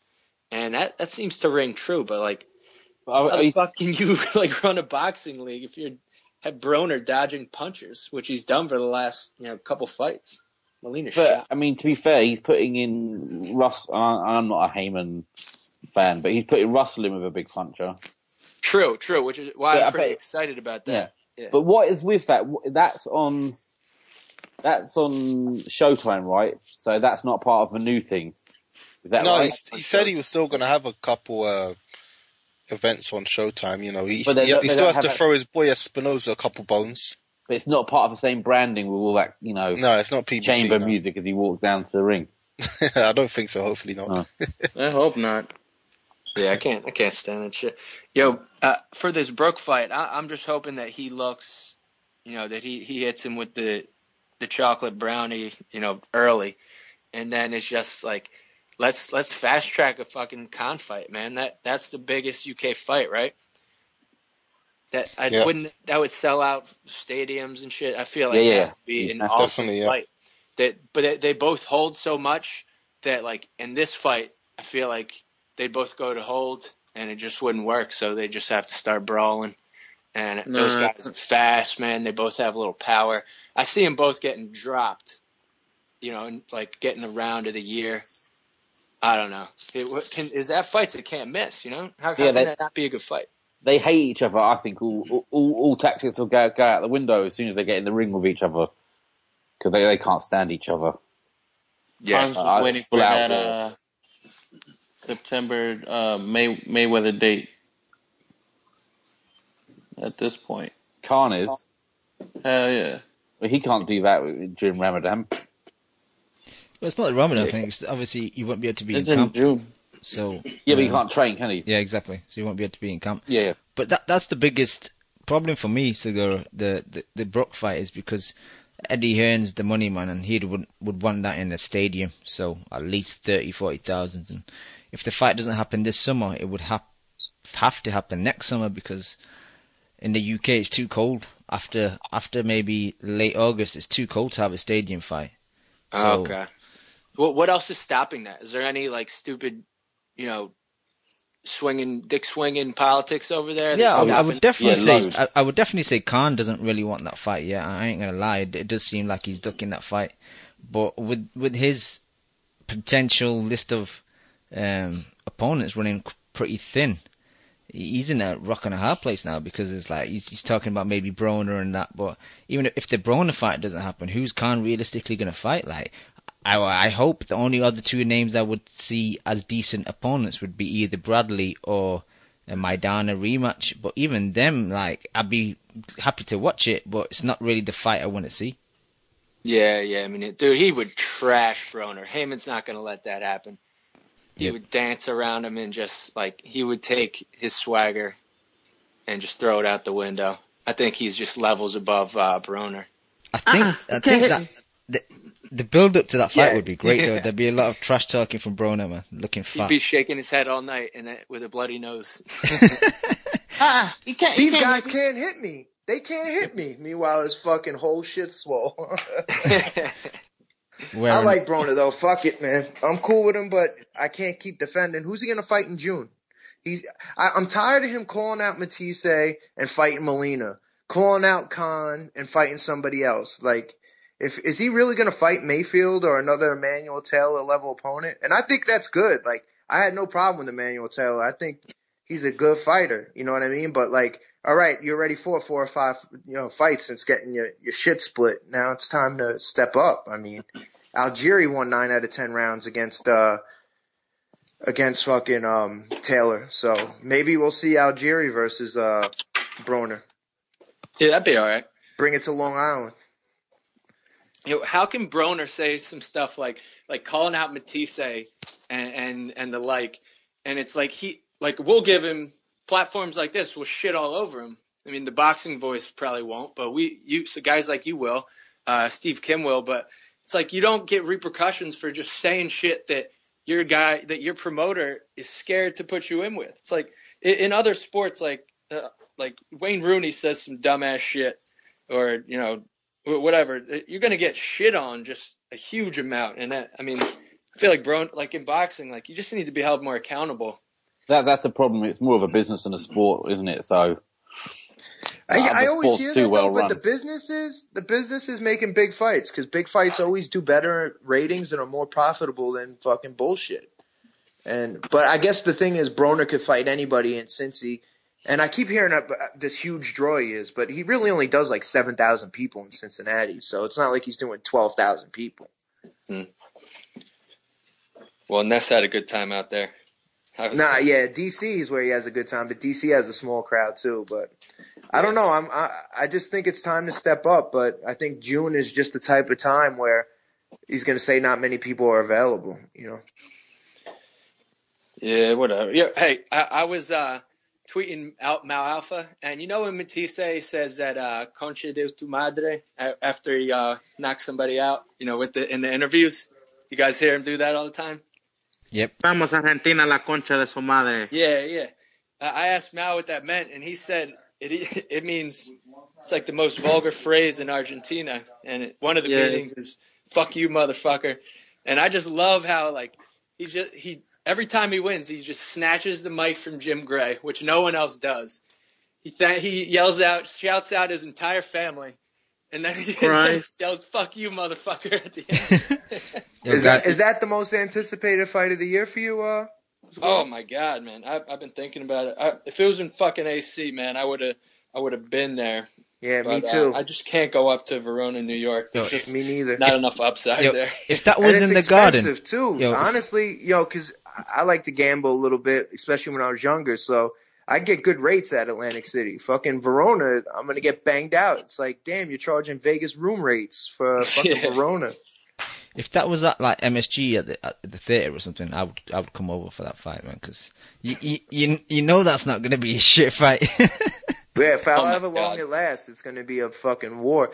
I would love that fight if it was at the theater at MSG. I don't know if you've ever been to the theater, but there's not a bad seat in the house when you sit there. No, I've been to the Garden, never the theater inside the Garden. I mean, I went to a hockey game, and there wasn't really a bad-looking seat in the house because it's kind of like a stage, and it's really small. I would like to go to a fight there as well.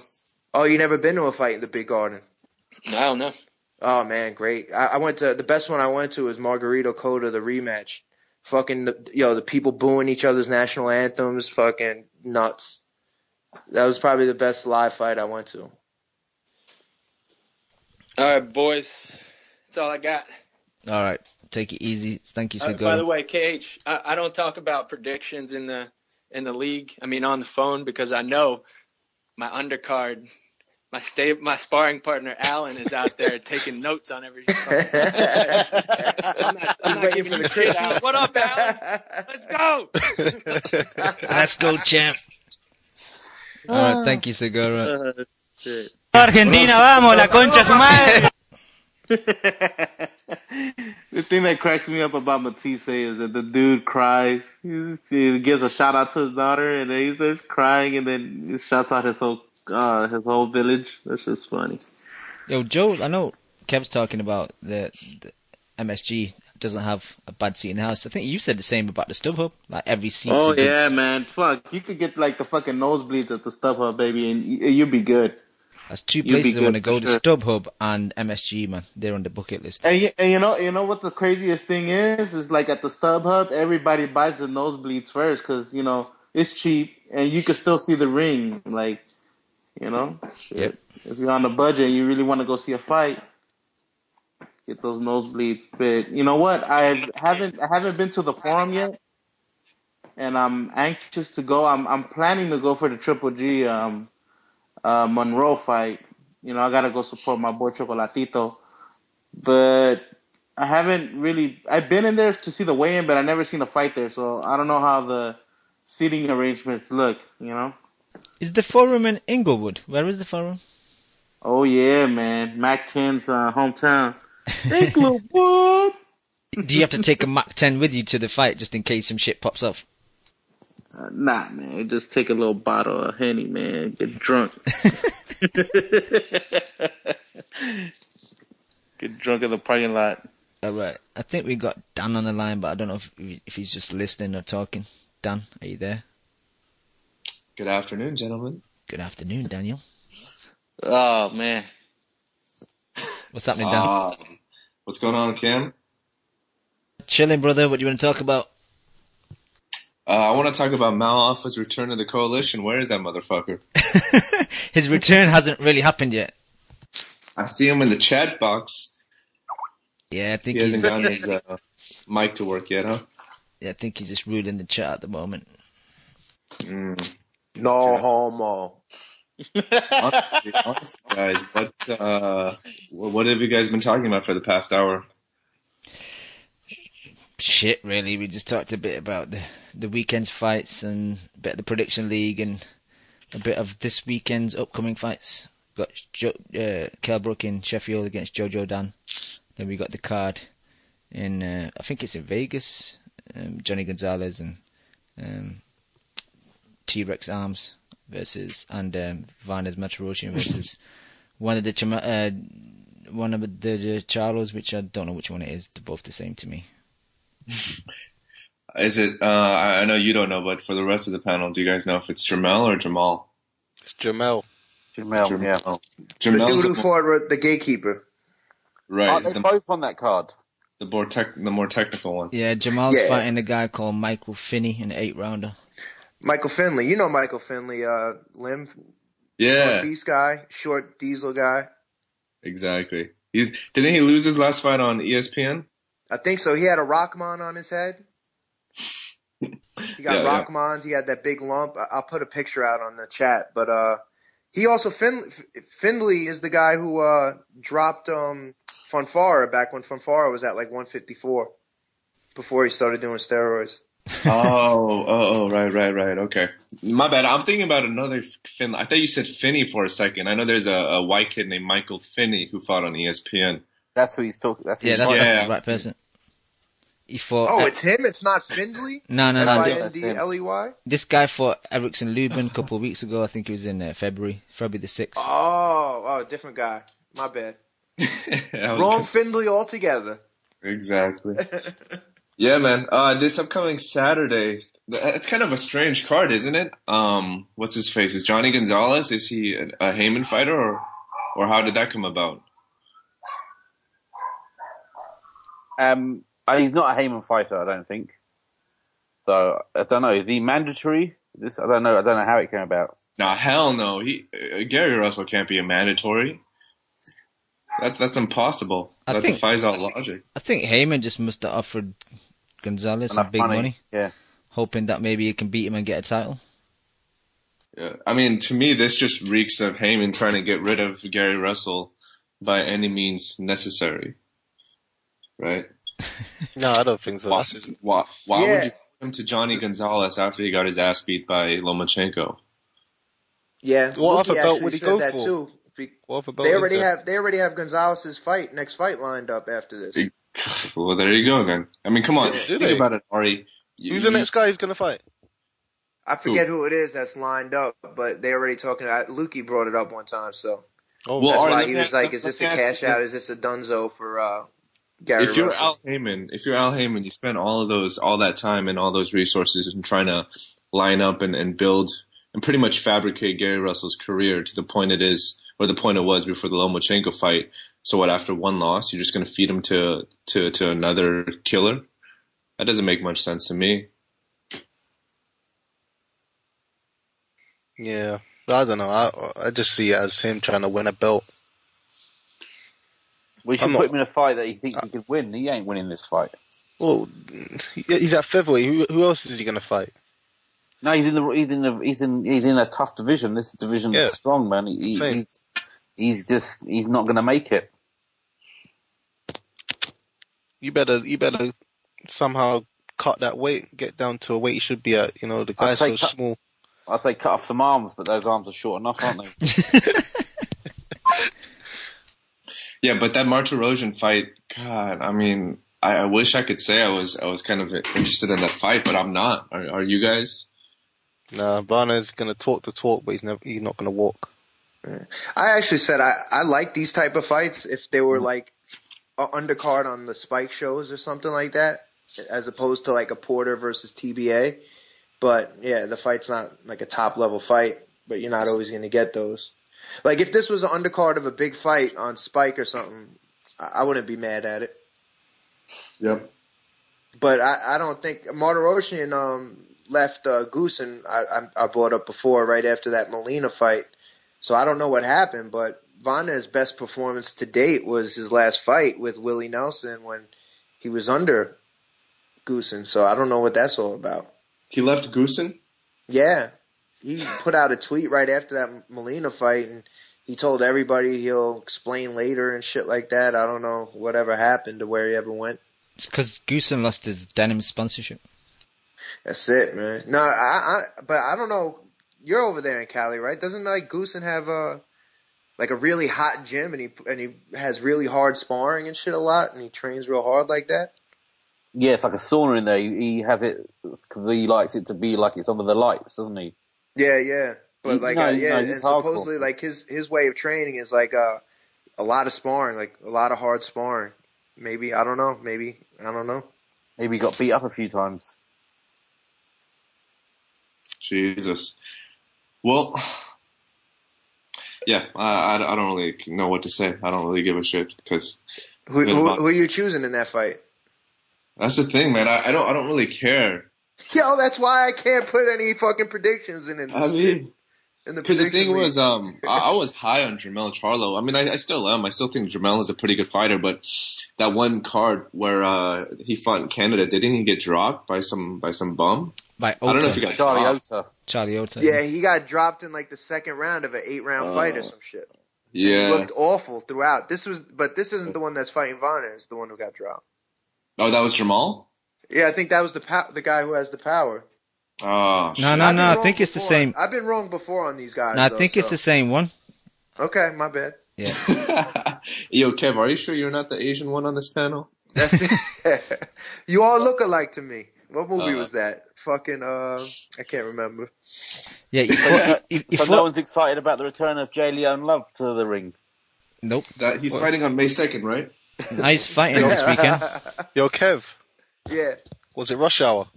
Yeah. That's funny because you guys all look alike to me or some shit. I can't remember what that was. Cheap suit. But yeah, I know Punk Beach. You Punk Beach. Yeah, Jamel fought Rosado in January 2014, then he fought Charlie Ota in May of 2014. Gotcha. Can we talk about Rush Hour more? Yeah, man, go ahead. Yeah, I love that shit, man. I was in America when I watched Rush Hour 2. I watched it with my family, man. When it's still the biggest multiplex I've ever been to, man, in Orlando. They had like 20 screens there, man. It's crazy. But yeah, back to the boxing. No, where in Orlando was it? Was that Point Orlando? Nah, Orlando, like tourist area, Orlando, Disney, Orlando. Fair enough. But let me get to the phone line. What's up? Who's that? Chew. My boys. Found. Chew, did you win the pub quiz or what? Came last, mate. Fucking hell, Chew. So you won something then, don't you? Don't you win something if you're last? You won a hat. Nah, I'm joking. What Chew. flavour crisps you got, Chew? Salt and vinegar discos. Yeah. Salt and vinegar. I fucking hate salt and vinegar. Oh, those disco ones are hardcore, man. They burn your mouth. And them cheap crisps, innit? 39 pence. What for 6? Come on. Like Space Raiders. Maybe 8. Looking at it.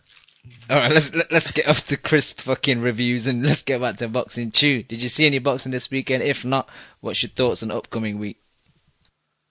Who was fighting at the weekend? Jürgen Bremer versus Robin Kroniski, whoever, and Kamagai versus Gomez on Friday. I'm not gonna lie, mate. I didn't see any of that. Was it good? The Bremer fight was quite decent, I thought, for a German card. The Kamagai fight was really disappointing. And that's about it. Like I've been saying, man, never trust a Japanese fighter. Not this shit again. They make good cars, but they don't make good boxers. They don't care about flyweights.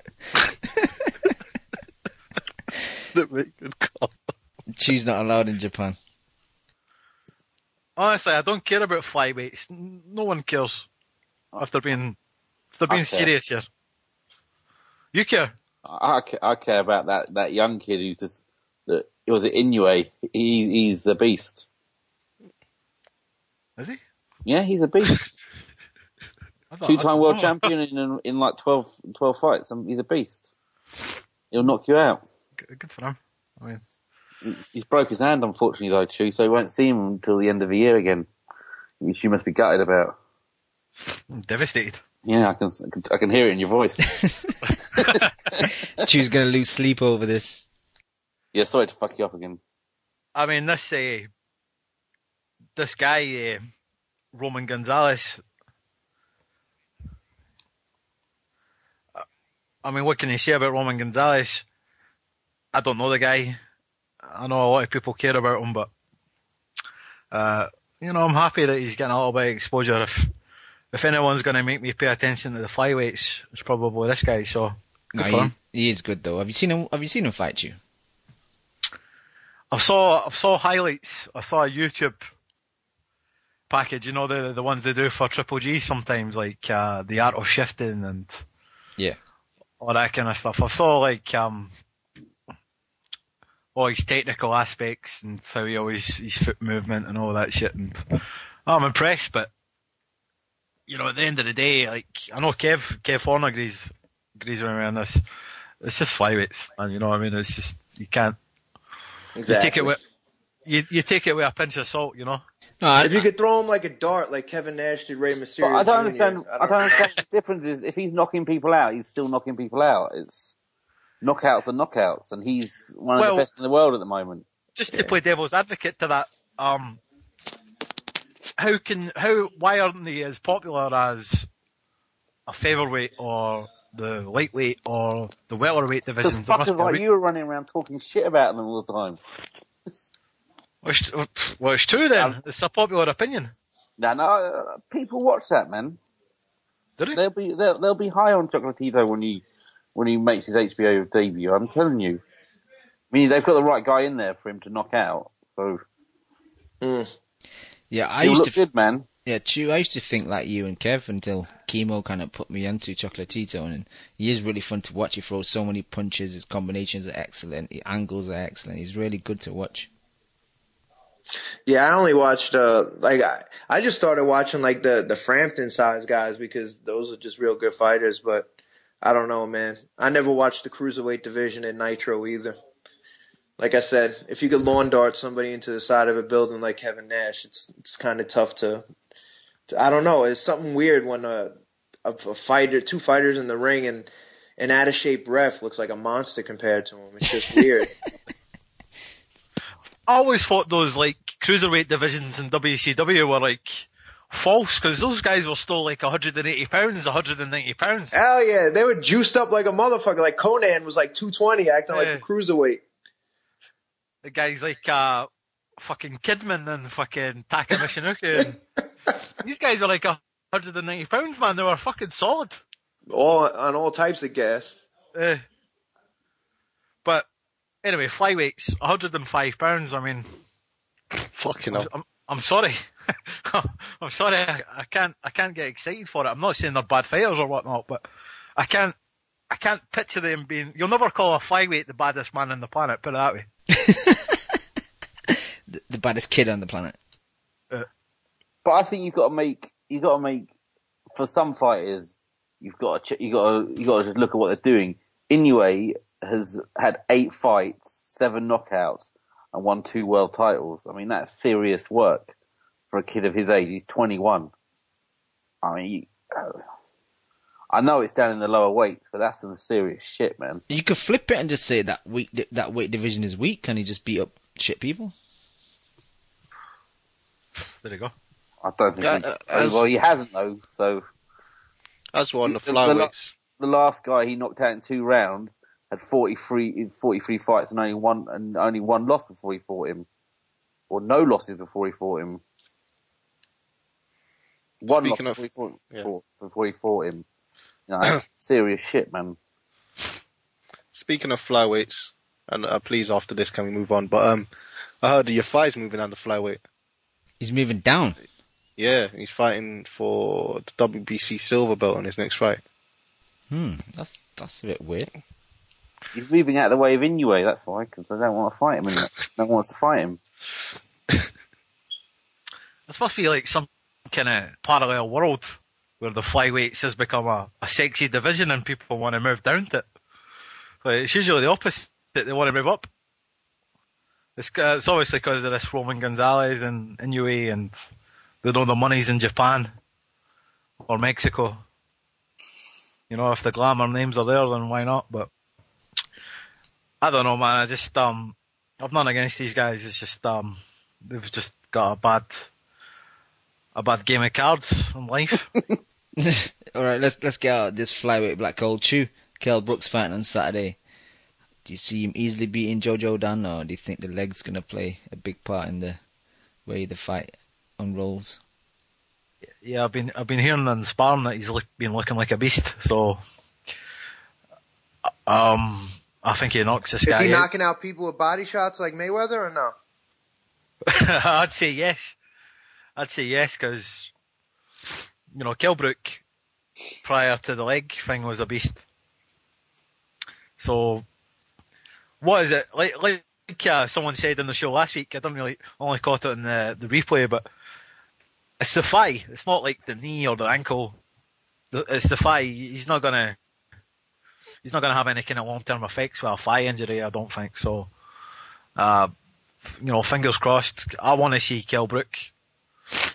Just period. I think he's the truth. It's a shame he's got to fight someone like Jojo Dan, but I suppose he's been out of the ring for a little bit of time. One step forward, you know. So hopefully that he gets this guy out of the way and sets up the Can fight in the summer. Yeah, I was talking to Kev yesterday. The whole thing about the Dan situation is Dan's mandatory, but Brooks allowed to have a voluntary. But obviously Eddie's probably thought, you know what, let's get the mandatory out of the way so we can free ourselves up for the summer to have a voluntary. So it's actually a good mandatory to have. Like, it's not really a hard mandatory in my eyes. I can't remember a Jojo Dan fight. He fought in December or November, I think. There's a rematch against Bizzy in Canada. He was in the predictions league, but it was a shit. It wasn't a great fight, to be honest. Just a horrible fight. Yeah. What do you think about Eddie Hearn? In general? Yeah. He's a prick. Just in general. Well, he's had a horrible year. He has. Can you blame him for playing safe? No, it makes sense after that injury to take the mandatory. Yeah. Can I quickly speaking of horrible years, that he cancelled the April 25th card. I don't know if we spoke about it. It's officially cancelled it now. He moved it to May 30th. He got Linares for Mitchell. Yeah. And Selby versus Gradovic. So that's good. He's bringing over 2 world champions for his guys. When is Selby versus Gradovic going down? May 30th now. Oh. Who's the favorite in that fight? Well, I got Selby. So I got Selby. You know, I got the Welsh Mayweather. I've got Gradovic. Does Selby have the power to do anything to Gradovic? Yeah. I think he's got the boxing ability. Yeah. Because I think Gradovic, I know we talked about it a lot, he has one of those styles that's boring in that he's a pressure fighter with no power, so it's like the same thing round after round after round. Yeah, I think Selby will beat him on the back foot. Yo, shout out to Willis on Twitter today. What you talking about, Willis? He asked me to ask you guys, is anyone going to the May 30th card? I'm gonna go. You know, if you guys are game, I'm for my boy, innit? You know, I don't know. I don't think Cam will be coming down for that. What's the full card then? Is Joshua still fighting Johnson? Yep. And then Selby versus Gradovic. Yep. And Linares versus Kevin Mitchell. Yeah, and Joshua versus Johnson. Yeah, I said that already. Oh, sorry, I did. But I actually might go to that. That's a decent card. Can we pray? Watch Mitchell win his world title, Can we pray that Ochen gets put on the card so Roos can get us free tickets? Roos ain't gonna hook us up, man. He was supposed to hook me up for Hull, man. He just forgot about me. Hull. Oh yeah. Roos is a letdown. No, come on, man. Let's not shit on him, man. He might bring it back for us May 30th. That's a solid card, man. I was gonna say, any other connections at Matchroom? Just tweet me. Hey, Roos, come on, man. I'm not paying them home prices. The thing about that card as well, I could see that selling out quite quick, you know. Where are our Boxing Coalition sound bites? All the shout outs we've been getting, man. Yo, I might have to sign up for that Fight Pass shit just to get tickets. The Boxing Coalition. The Coalition. We should be going for some credentials. We're serious journalists. Nah, they'll see us and think, you guys ain't fucking journalists. Get out of here. Don't start that again, Chew. I won't. I'll just leave it. But yo, Chew, would you come down to London for that? I've never been to London before, so probably not. Fair enough. Nah, maybe. I'm not gonna lie. Maybe. Okay. Possibly. All right. Anything else you want to talk about, Chew? Oh, am I getting kicked off? Like, it's just gone, man. No, man, I'm getting you off the line. You were late today, man, so I'm getting you off. Joe. Oh, there's Joe. Joe's drunk again. Is it? Joe, can you walk a straight line for me before you talk? Yeah, I don't think I can. How's it going? Chilling, man, chilling. Crickets. Yep. This is like a really awkward conversation, like two friends that fell out and then trying to like make up again. So what's the news on? Nah, I love Joe. That's it. No, I'm just joking.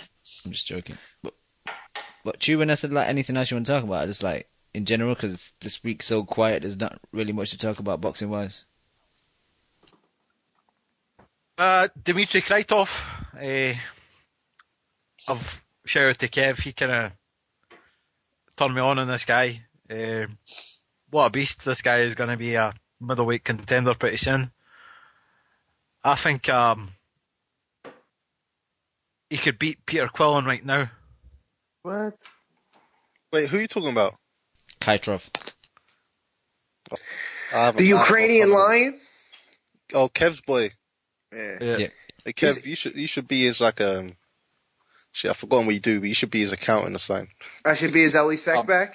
Publicity. I'm here with Boxing Star Sensation. Nah, he's actually a small guy.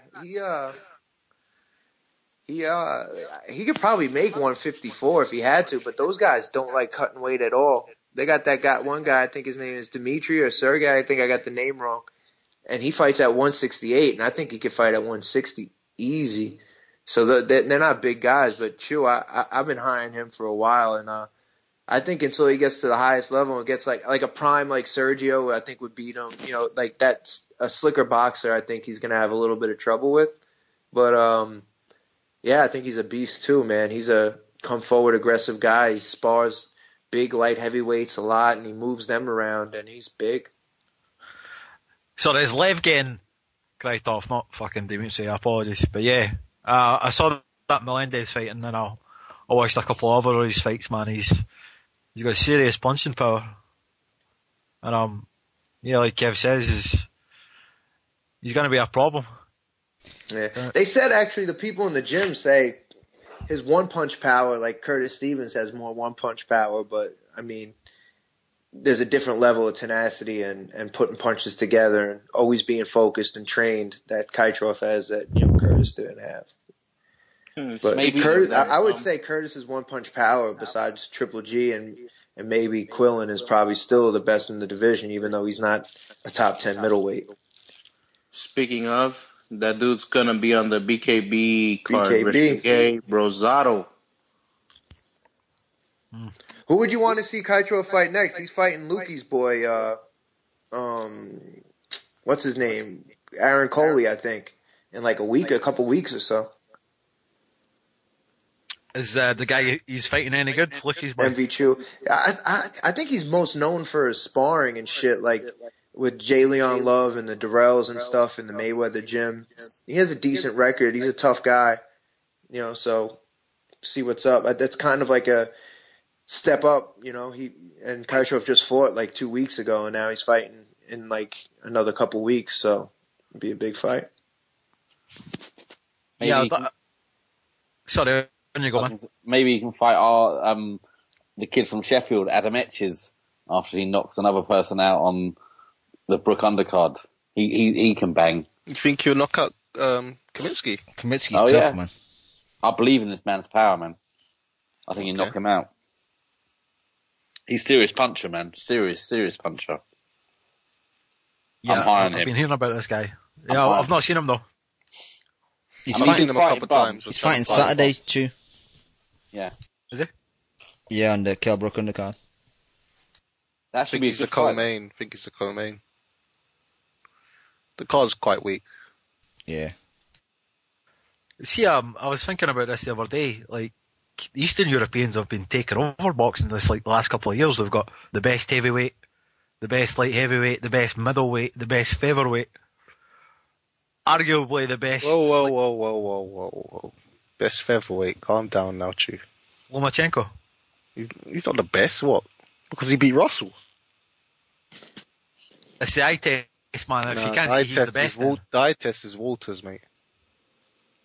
Man, my boy Lomachenko over here burning donuts over here on the streets of LA. I can't give it to a guy who's 2-1, whatever his record is. Yeah, Nicholas Walters is the beast, though. And that Russell fight was quite close, in my opinion. Are you joking me, man? He wasn't winning every round. He was taking rounds off. No, he destroyed them for 12 rounds. He won at least 10 rounds. No, I think I had 8-4. I ain't got my card no more. I ain't got my phone no more. I got a new phone. So I don't know. I would throw that phone away if you gave a scorecard like that, man.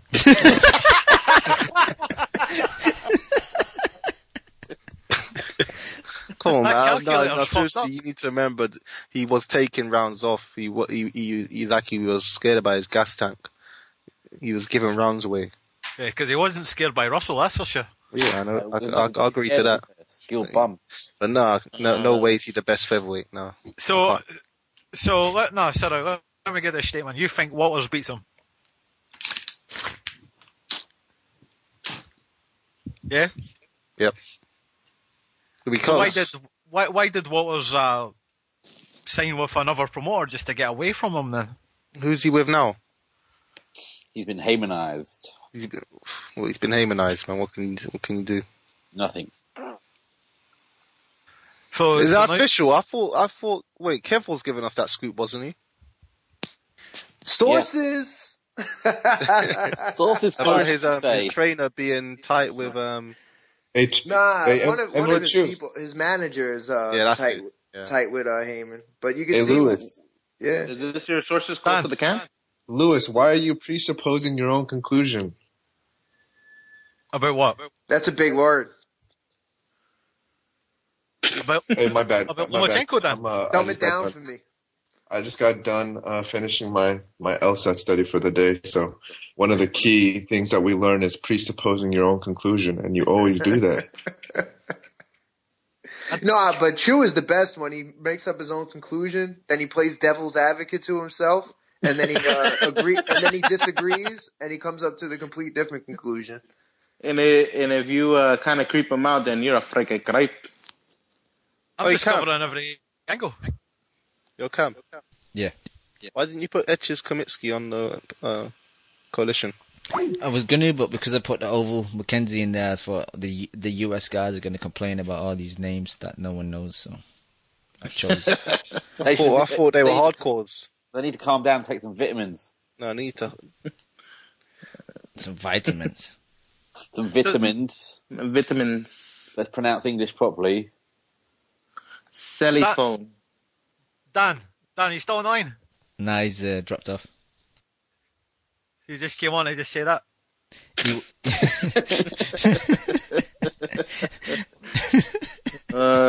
Choose just shitting people, man. No, but does anyone else obviously think that Walters beats Kev? Kev, you're not. You think Walters beats Lomachenko? Nah, I'm a Lomachenko guy though. I think he got fucked in that Salido fight. Bad refereeing, the weight advantage. I don't think anybody beats Lomachenko, to be honest. No, I think Walters has a good chance, man. Yeah, Walters is very wide and very wild, and I think Lomachenko could get in and out and make him pay.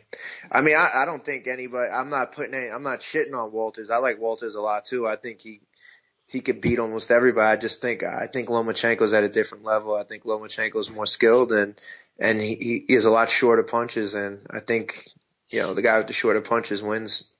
You know who I think has a good chance of beating Walters? It's probably Johnny Gonzalez. But that's like a 50-50. Nah, I see Walters taking that fight pretty handily. Yeah. But the thing about Lomachenko is, you say, I mean, his short punches are definitely an advantage for him. But there's a reason why they're short. It's because he's short. His arms are fucking tiny. And if you compare his size and his dimension to Walters, I mean, if you think Walters had a size advantage over Nonito, it's going to be another level against Lomachenko. Yeah, so if I seen him at a weigh-in, maybe I would change up if I saw him look a lot bigger. I didn't know he'd be that much bigger, to be honest, but Axeman is a big ass dude for his weight. Yeah. Isn't Lomo like 5'5", 5'6"? Yeah, like I said, those guys don't like cutting weight at all. Like he makes that weight easy. I heard, and he could probably, but I don't know. I don't know. I'm just super impressed by him, and I really, at the end of the day, I really shouldn't be, because who has he really fought? Like that guy he fought on that pay-per-view on the undercard. Let's be real. Even though he fought with a broken arm, like he probably should have got him out of there before he broke his hand. And so and when it comes to that, I should. But there's just something about him. I just think he's just got supremely talented, and I think he could beat anybody, to be honest. There's only an inch in their height. They're 5'7" and 5'6", so. But he does. Yeah, but you can't trust that. I remember one time they had Curtis Stevens listed at like 5'9", and he's like 5'6" and change. So I don't know. I don't really. And like Pascal is listed at like 5'11", and he's shorter than me. So I don't know. Yeah, but he'll be bigger, only physically stronger than Lomachenko. It's a good fight, man. It's a good fight. Dan, do you definitely favor Walters, or you just think it's more of a 50-50? 50-50, just because of size. I don't doubt for a bit that Lomachenko is the more talented, skilled fighter, but just based on size alone, and just because I know what kind of power that Walters is packing. I don't know what kind of power Lomachenko has, but I know for sure that Walters has, fight-changing power with any given punch. Physically, he's probably the bigger puncher than Salido, but wouldn't you say physically, like the brawling and mauling style, that Salido is like more physically imposing as the bigger guy in the fight, even though he's probably levels below, maybe a level below Walters? I would agree with you, but I know Salido came in much overweight for that fight against Lomachenko, but that was the worst shaped, worst conditioned Salido I've ever seen. So I don't really put too much stock in that fight. So. Yeah, it wasn't good weight. It's not like he came in fucking yoked and he was 3 pounds over. Yeah. Right. Yeah. I still got your back, Chew. I'm still riding with you on the Loma train. I was getting worried there, Kev. I mean, all these people are saying that Walters is going to win. I just think if Walters shared your confidence, you would have fought him when the fight was proposed, instead of going with Heyman. You can't say that, though. I mean, you never know what's going on. It's so hard to make fights with these fighters unless you're the top level guys. Unless your money draws, like, that's one thing I learned. The more I know a couple guys and talk to them, like, they really control nothing. Like, as much as I shit on Peter Quillen, like, he really didn't have it. He didn't really have much say in what was going on. Like, shit like that happens. Yeah, I appreciate that they've got Do you really think that Walters wouldn't want to fight Lomachenko? Like, he stepped up and fought Donaire, no problem. Like, I don't know. I just don't think he would be scared of any. I don't think that he would be hesitant to fight anybody in that division.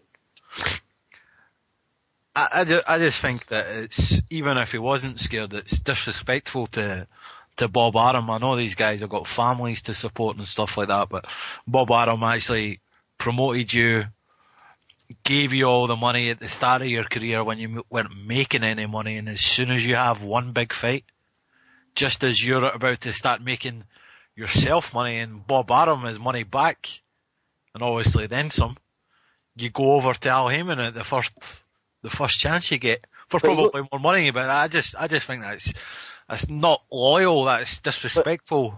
You know, Arum wasn't his promoter, was he?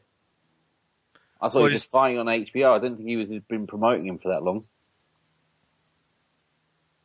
I'm pretty sure he was a Bob Arum fighter, wasn't it? Yeah, I thought he had another promoter. No, I think he was just fighting on his card. No, I think he was. Arum wouldn't have him fighting so many times on his card if it wasn't his promoter, because he did fight in multiple top rank cards. So. Okay. I need to fact check that. I'm probably wrong, to be honest. No, Leon, he was promoting him. Was he? Yeah. Because I remember seeing him a couple of times. He was even on the top rank streams. That's how I first saw him. Yeah, I saw him on the top rank streams. Yeah, same here. Okay. And then obviously he got more known when he knocked out Darchinian Vic, on the top. Yeah. So. Obviously it's boxing and there's no loyalty in boxing. I just think, why would you go that? I mean, who could you fight on Al Heyman's side apart from like Johnny Gonzalez? Abner Mares? You know, these are kind of smaller classes, and I think he's going to move up in weight soon. Walters, he's a big featherweight, and then he goes up to what, super featherweight? Who's he got? I can't think of any Al Heyman fighters who are at super featherweight. No, you're right. But he hasn't definitely. Well, he probably has signed, hasn't he? Probably have lost him. Leon's talking like he's fell into a black hole. We've lost him. He's gone. Yes. I am. I'm done. I've been Heymanized.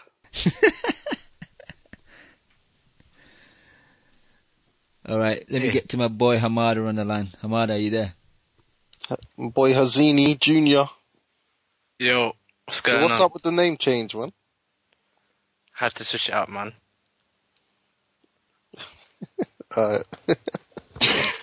This has to be the lamest podcast ever, I think. What you lot saying?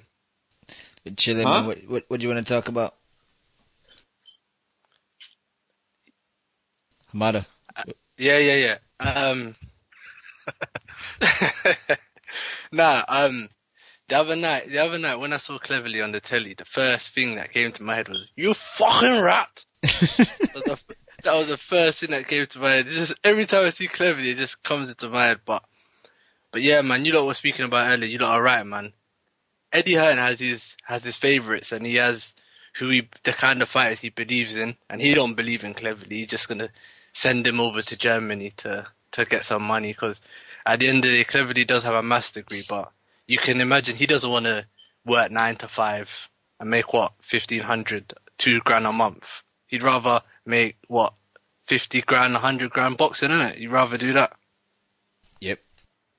Yeah, Eddie only got him over for the Bellew fight. Eddie doesn't give a shit about him. He was going to retire. That Bellew fight probably got him out of retirement. He was talking about retiring. Frank Warren was getting him fights. He was turning down all these fights, and he just bottled it. And then Eddie Hearn offered him the Bellew pay-per-view fight. He looked retired in that fight. He was half retired. He gassed quite early in that fight too. I remember like the fourth round, he was sitting on the ropes. He gassed walking to the ring, mate. Yeah, what was he doing? The George Groves cardio? He was just eating like running up driveways. He's eating about 8 jacket potatoes a day to get on. Oh yeah, wasn't he eating jacket potatoes and shit? Pies and mash and shit. Yeah, that was a joke. Christ. And it was so weird because, Cleverly, like, when he was at light heavy, he was known for being a volume puncher, and he had a good work rate. And obviously, they were talking about in the build up to the fight that would come to his advantage. The fact that he's got such a good work rate, and then he just gassed and he broke. I don't know. He had a hand injury as well. He should be ashamed of himself being friends with Sir Joe and then putting a performance in like that. Disgrace. Absolute disgrace. Sir Joe, the senior citizen guy, the senior citizen checker? No, Calzaghe. Yeah, exactly. Yeah. He fights the guys once they go into, retirement, Social Security. He fights them when they were ready to fight him. Yeah, I think a prime Calzaghe beats B-Hop anyway. Oh, yeah. Are you serious? No, I disagree, yeah. What, prime for prime? Yeah, I think that style is just all wrong for Bernard. Bernard's my favorite fighter ever. I just think he's just not. What? Bernard's your favorite fighter? Yeah. Because he won him so much money. Yeah, he's just not a very good Plus, though, when I first started watching boxing a lot, like he was on like USA Network and he was on Wide World of Sports a lot. Like he had a lot of those lower level fights, which are like kind of like ESPN fights now. And a lot of those fights were on TV, but that Trinidad fight made me a grip. But I just think he's just not that great of an athlete, so Calzaghe would have always been a problem for him. Yeah, like people early Bernard Hopkins fights, he was totally different. His style, he was like a pressure fighter with power. Yeah, he was the executioner. He was throwing 60, 70 punches around. He was throwing bombs. That was at middleweight, right? Yeah, he was a big middleweight. 6 foot something middleweight, lean, throwing bombs. Did he ever fight at super middle? No, he skipped over super middle. He skipped over that. Why did he skip over that, do you think? He's old school, that's why, innit? Before there was no such thing as super middleweight. Super middleweight's a recent thing, so he probably just went up to like heavyweight. That's when he was at middleweight, he was ready to fight 154 pounders. He was coming into weigh-ins at like 158 to prove that he can make 154 because he couldn't get any big fights. What De La Hoya at catchweight? He would have fought like at the time Winky Wright, Shane Mosley. There was somebody else I forget. But the reason why he went up to light heavyweight was because that's where Sugar Ray Robinson tried making history after his run at middleweight. So the light heavyweight title meant a lot to him for that historic purposes. Yeah, I don't think it was ducking Calzaghe. Oh no, B-Hop shouldn't have been at light heavy, man. He used to always come in light. Whenever he used to weigh in, he used to always be like 172, 173. I think he should have been at super middleweight, but Joe Calzaghe was there. and Carl Froch. Don't forget Carl Froch is there. Oh yeah, Cal Froch would get schooled by B-Hop. Now, or even back in the day. Carl Froch is a wanker. You know what else is a wanker? Joe, what's worse? Amir Khan giving Mayweather deadlines or Joe Gallagher giving Frampton deadlines. Joe Gallagher is a joker. He's an absolute wanker, Joe Gallagher. They talk like they have the right. They're coming off retarded, man. You're walking around with a fake belt and you can't even fill out 5K arena, mate. Pipe down and wait in line. You should definitely pipe down because he can hardly string a sentence together. That geezer. He is not. You couldn't promote a fight with him. He doesn't know if he's coming or going. Yeah, man. Scott Quick's terrible, I'm man. He telling you, can't even talk. Go on. Nah, Scott Quick can't talk properly. Remember when he was in the ring with Frampton and that they were boying him off. They were saying stuff like Frampton's the real world champion. You're a paper champ. Like it was a disgrace. So he couldn't defend himself. I'm telling you, I could shit on Quigg all day, but I seen a video on the forum. Someone posted a video of one of his older fights. It showed him leaving his house because he must have lived around the corner from the arena, and he walked from the arena in his boxing gloves and shorts, no top on. He was walking down the road and he walked into the arena. The arena's like 1 minute away. I'm not joking. It was so funny. Like the camera's just following him. He's just walking like he's a Terminator. And then he walked straight into the arena. And he walks into the ring walk. Was he coming out of the chip shop? No, man. He walked out of one of them like Weatherfield houses. But seriously, Gallagher needs to just leave us alone, man. What a knobhead. Making 2-week deadlines. He's doing his fighter no favours, man.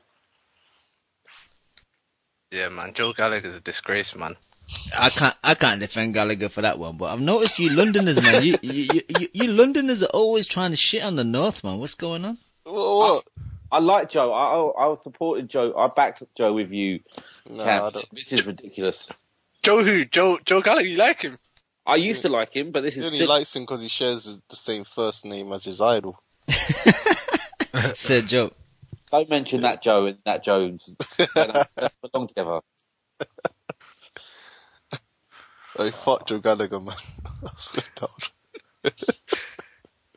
Yeah, but listen, I was gonna say, yeah, man. One thing I want to talk about, like with a couple, like, what would you like describe as a hype job? Because I've been talking with a few people about hype jobs in boxing, and I don't know, man. There's some people that just get too carried away. They see people knocking people out, and they talk about them highly. And what would you call a hype job? Because I got one hype job that I know 100% is a hype job, but I want to see what you lot say first. Like, who you think are hype jobs in boxing right now? Well, before he lost, I would have said Zhu Shiming. Broner. How's Broner for hype job? Like, we found out the truth about him. He lost, didn't it? So he's no more hype. True, but he still acts like he didn't lose. I think Callum Smith's a big I hype knew, job. I had a feeling you were going to say Callum Smith, but I've already said this. I think he's hiding glass. He's a hype job. You know what the joke is? Sky Sports and Eddie Hearn, they sell his power like he's this big power puncher. But then he had his two step-up fights. Yeah. He's gone the distance. Hamada, Ari, Loco in the chat saying Lee Selby is a hype job. Nah, Lee Selby's not that. Well, Loco, we'll see May 30th, won't we, mate? Come on, how much times do we have to prove you wrong? I actually agree with Loco. Oh, shit. Damn, True. What the hell are you doing, True? Come on, Cam. You know how much I hate Lee Selby too, right? Well, Cam, not Cam, sorry. Dan, you never saw him in the wild card then, giving out work? No. He's over there every year. Oh, yeah? That's where Selby goes to the Mayweather gym. Oh, yeah. Mayweather, You're yeah. right, my apologies, yeah. Look, my Vegas. breakdown of Lee Selby as a fighter is not very well rounded, or is it non-biased? But I'm just gonna base it off of that one fight where he was fighting that the Mexican guy, right? And this was like 3 fights ago, and he was throwing like 20 flash punches, and he literally begged the ref to come over and stop the fight for him. He wasn't begging the ref. He was doing. There were pity pat punches though. He was pleading the ref to stop the fight on his behalf. He was pleading. Oh my god! You guys know what? You know what he did? He did that thing where like he faked as if for the ref, and then he threw a punch straight after. He's like posing, not posing. Kidology. Yeah, kidology. And then Dan, ever since then, Dan's always I don't know, Dan, man. Anyway, whatever, Dan. We'll see, won't we? We'll see, innit? Last laugh when he's IBF champ. You, Loco, Chu as well, who... No, but seriously, though, I'm asking you guys, I'm asking for your reference, just because I haven't seen Selby fight that many times, but the few times that I have seen him fight, he seems to try to pull off this a poor rendition of a Philly shell. He doesn't really have any kind of power. He doesn't really even have much pop in his punches to keep fighters off of him. That, So, like, last couple of fights, he's showing power. Against who?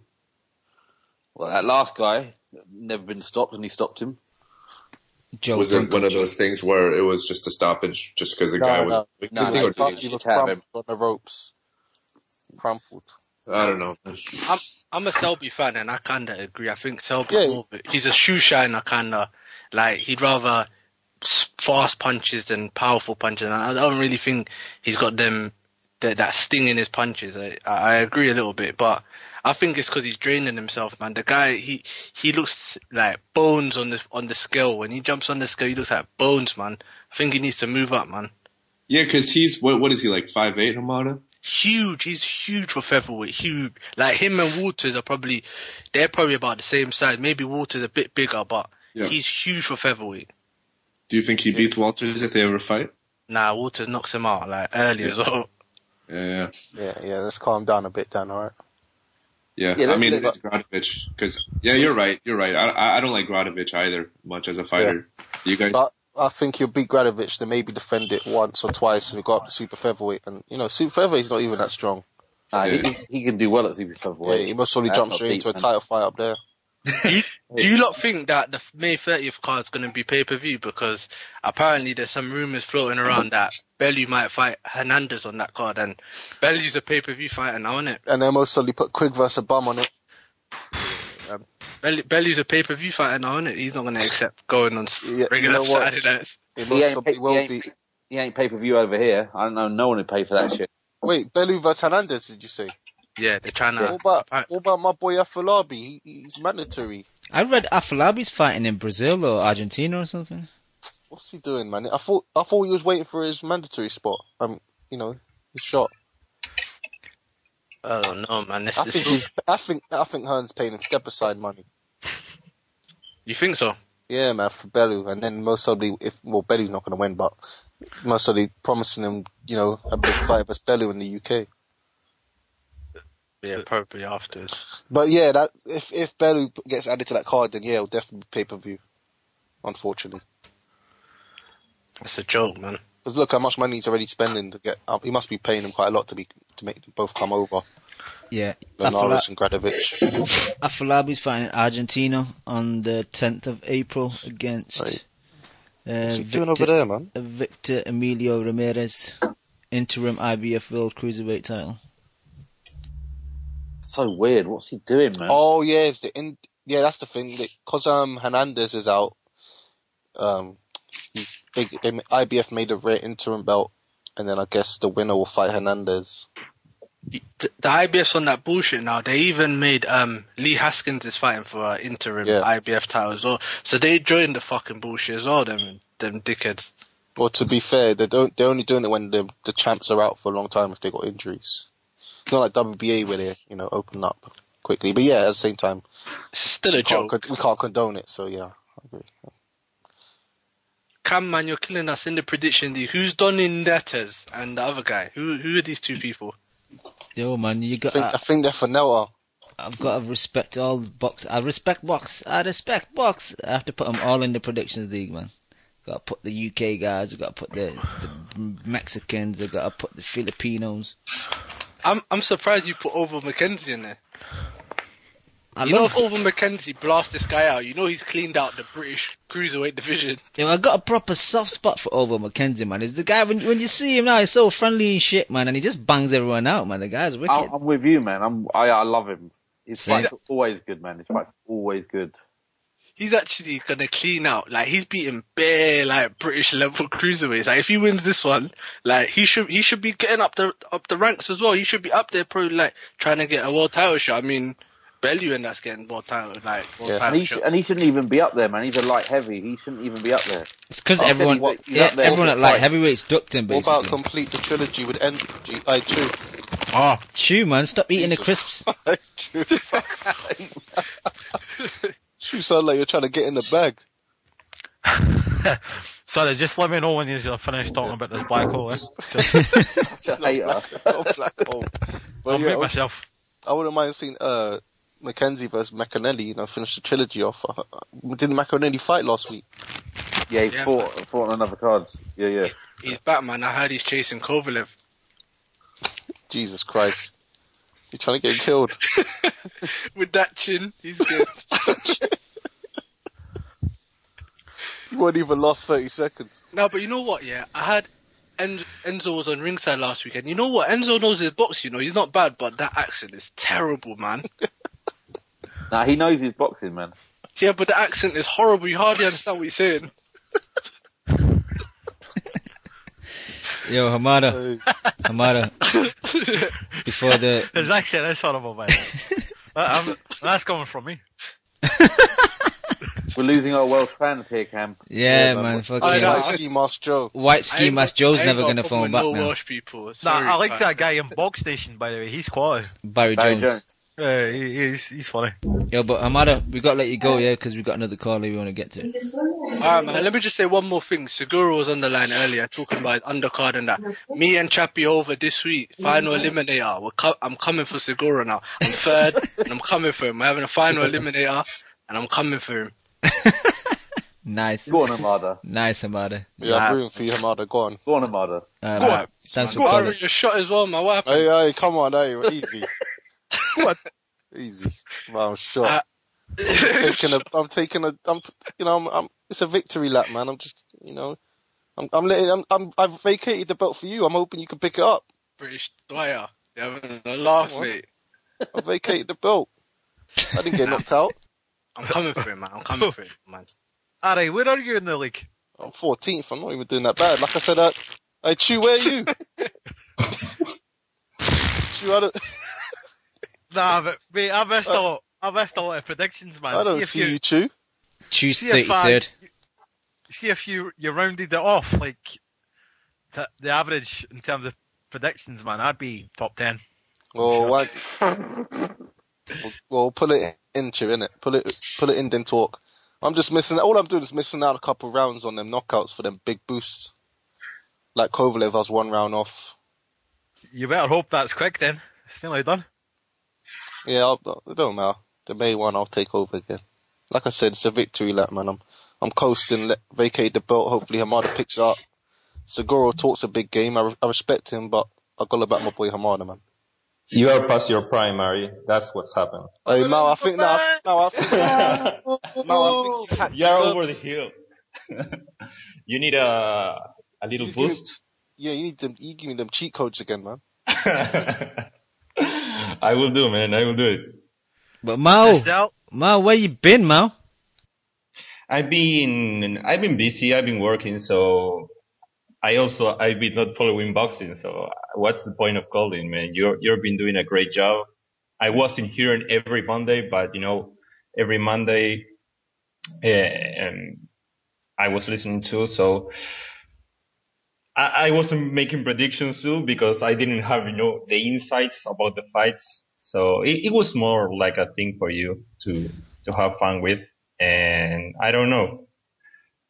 What you were talking about? Mao, we need to clear up some rumors. Okay, so basically there's two rumors out there. One rumor is after your excellent work with the Predictions League, Showtime snapped you up to work on Show Streak. Is that true or false? No, that's false, man. That's false because I actually someone tweeted, you know, that application too, and it's actually, I think that's look nicer than us that ours, but still you can predict every fight, only Showtime fight, so that doesn't make any sense. Yeah. But also, no. Okay, Mao. I haven't been hyped. Okay, the second rumor is that ever since the Lucas Matisse Ruslan Provodnikov fight has been announced, you've not been on the show. People are thinking that you are Lucas Matisse and you're in camp. Have you and Lucas Matisse ever been in the same room at the same time, like Batman and Bruce Wayne-esque? No, we haven't. So, but that's not true, man. We are not the same person. Okay, I'll let you off, Mao. But yo, Mao, it's great to have you on the show, man. All right, Mao, we'll let you go. We'll see you next time, all right, buddy? Anyways, I don't know what you were talking about. I tried to watch. I tried to, see what fights were this weekend, but it was like a poor weekend. I couldn't see any fight, and the fights that were on, I wasn't interested. So I don't know. Hey, Mal, how's your weight? My weight, it's pretty. Actually, I'm pretty good on that subject. Hey, Mal, are you still Are you still into men? I'm still in where? Sorry. Are you still into men? I don't know what's that. No, I'm saying, are you still into guys? Like, do you still like sucking cock? No, I never liked that. But anyways. Nah, Dan, man, what are you doing, man? That's terrible, Dan. What the fuck? Come on, I was just trying to make him say, I'm not a gay man again. You remember? Yeah, no, but come on, you took it too far. I know. I'm sorry, man. I'm just so happy to see. I'm just so happy to hear you. Yeah. I knew probably Dan was going to say some of that type of bullshit that he always says. I mean, yep. That's what you expect from Dan. Right? Hey, Mel, you know how you said earlier that you haven't been on the show because you really haven't been watching any of the fights? Yeah. I'm kind of in the same predicament, but I just kind of make stuff up as I go along. Yeah, I hear you. You were doing the MV2 last show. I mean, you were just talking about the fights without actually having watched them. So you are. No, but seriously though. Shots fired. Shots fired on the subtle. Man. I want to ask you, who you got, Lucas Matisse, Ruslan Provodnikov? You just stole my shine, Chu. I was going to ask him the same thing. I honestly, I will pick Lucas because I think that he's the better fighter, but I will be lying if I say that I'm pretty confident on that pick. I just think that anyone can win that fight, I think it's not going to the distance or, anything can happen, but I honestly think that Provodnikov has a very good shot just because Lucas, it seems, I don't know who was saying at the beginning of the show that, he likes Lucas because he always get emotional at the end of the fight and he shout outs his daughter and everyone in his city here in Argentina. And I think that's the type of fighter that Lucas is. He's very emotional during the fight. So like, for example, when his eyes was shot in the Danny Garcia, you could see that he was not the same fighter. I mean, he was letting rounds go. He was not throwing a lot. He didn't seem like the machine. And so I think that if Provodnikov has a very good, like a streak of rounds, he can, gain an advantage over Matisse because he's very emotional. So I think if the rounds don't go like Matisse's camp wants, he can be on severe problems during that fight. So it's a very disputed fight. I would say that it's 50-50. I think that Matisse is the better fighter. I don't have doubt about it. And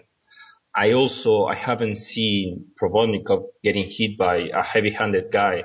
So that are more question marks. And also, I don't know if Matisse can handle the pressure that Provodnikov brings to the ring.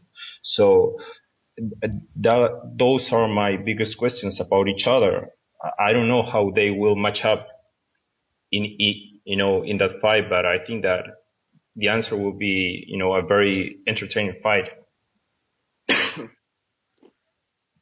Yeah, there's a lot of variables to the fight. I think if Matisse is smart, he'll go to Robert Garcia's gym and train with Madonna and Brandon Rios.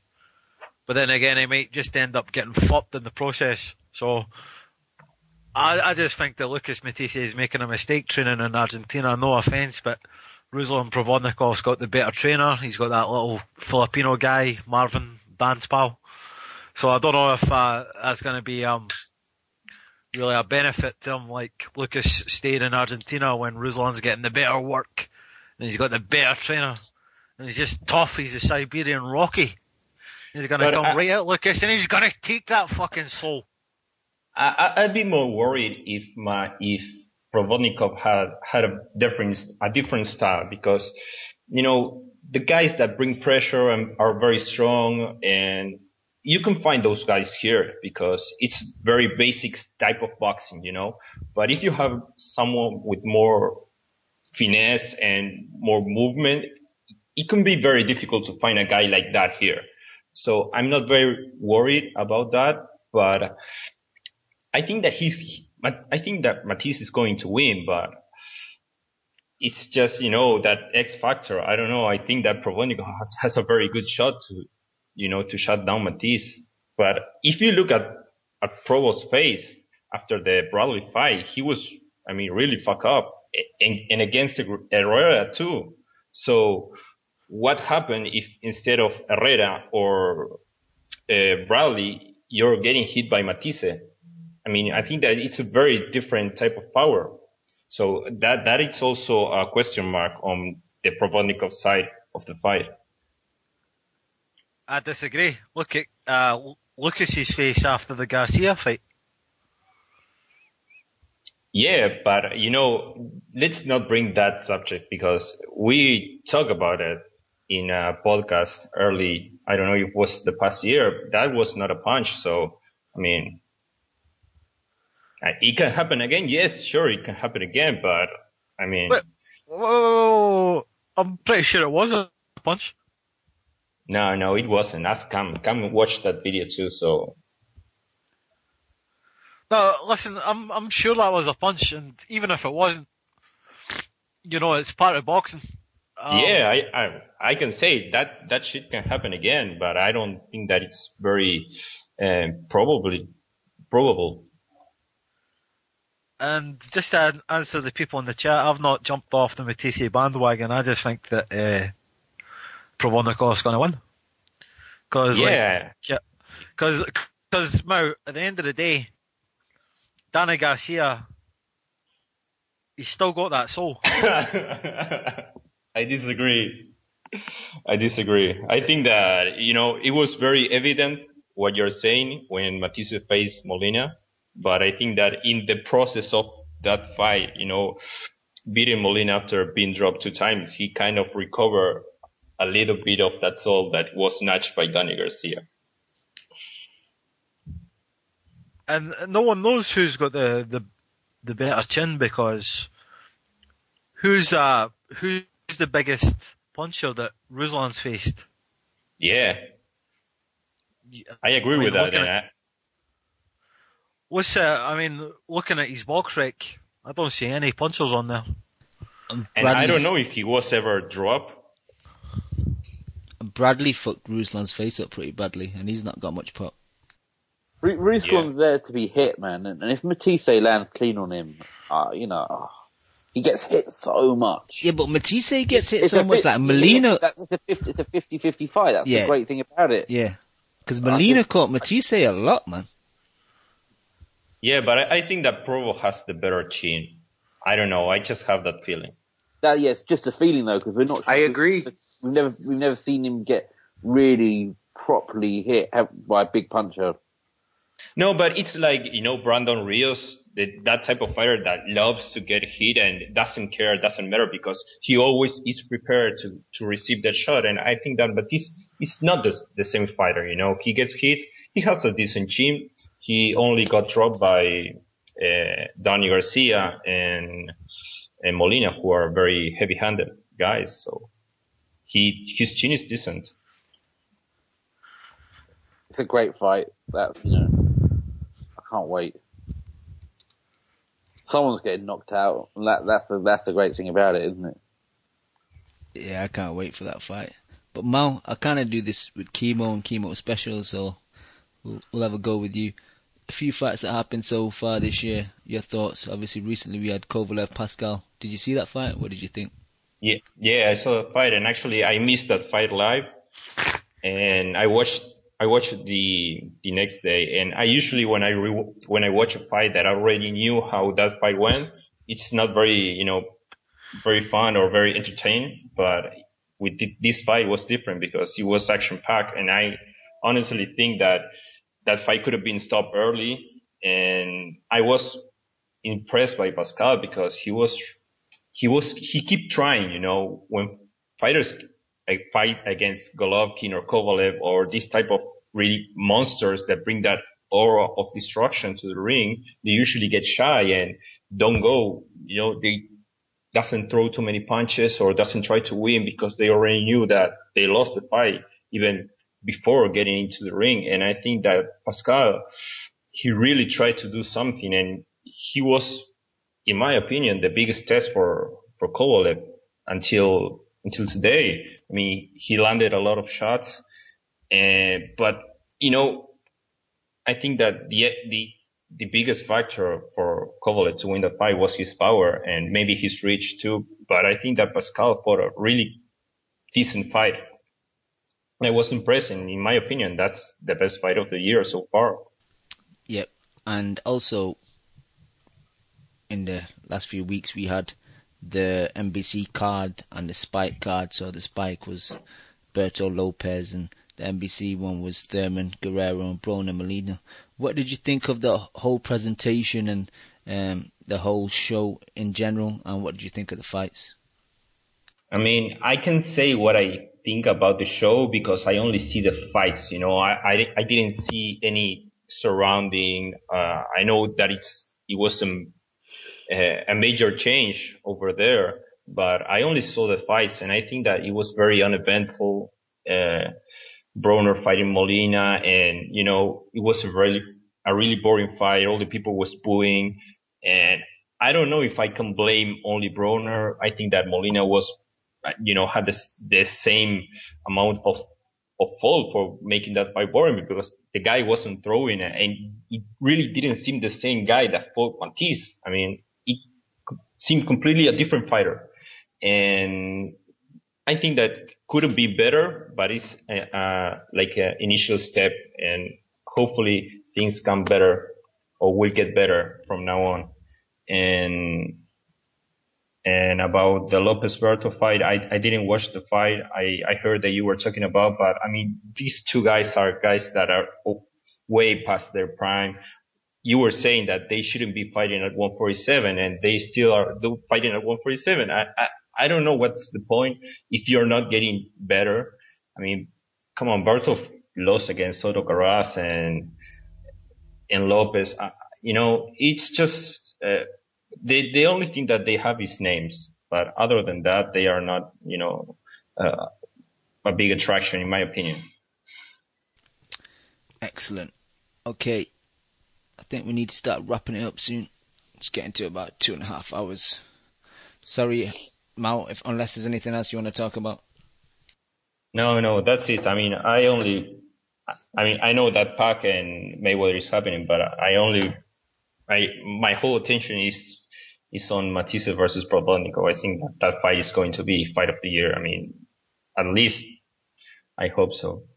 And, even if Provodnikov wins, I mean, I'll be happy because, I mean,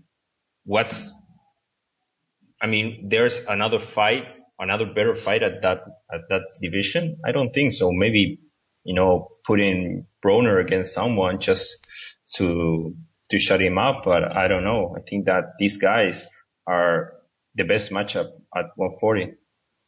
Definitely the best matchup, but I think Broner versus Danny Garcia would be a good fight at 140, or at Danny weight, if Danny can make 140 anymore. But Hamada, you're still on the line. You got any final thoughts for us? Might be muted. Chew, any final thoughts? Nah, not really. Okay. I mean, he did miss all the fights, so I mean. Chew, as your crisps run out, you got any crisps left? There was only 8 of them, so nah. Leon, 8. Leon, you got any final thoughts? Yeah. I think Tom Loeffler, GGG's promoter, should just stop talking so much. He's now saying, "Oh, GGG will go down and fight Pacquiao or Mayweather at 154." It's just like, just stop saying things and just let him get on with how he's going at the moment. It's fine. You don't need to talk him up. Yeah, it's just you're not going to help with all with all the haters out there. It's just adding fuel to the idiot's fire. Because they'll just say, "Oh, why does he not go down and do this and do that?" God, man, just a load of penises talking shit. So no, you should just be quiet. Leon getting a bit salty at the end of the show. Yeah, there you go. All right, thank you, Leon. Kev, you got any final thoughts? Just another great job by me. The rest of you guys were okay. Pretty good show, but I don't know. No, I think it was a slow week for boxing, and next week seems slow. I think it's usually like this because of the March Madness here in the States. You know, college basketball is huge right now with this tournament, and it seems boxing has a usual lull right around this time, and it picks up in April and May. So hopefully the same happens again this year. Cool. Thank you, Kev. Ari, any final thoughts? Ari. Ari's fell asleep. Okay. Dan, any final thoughts?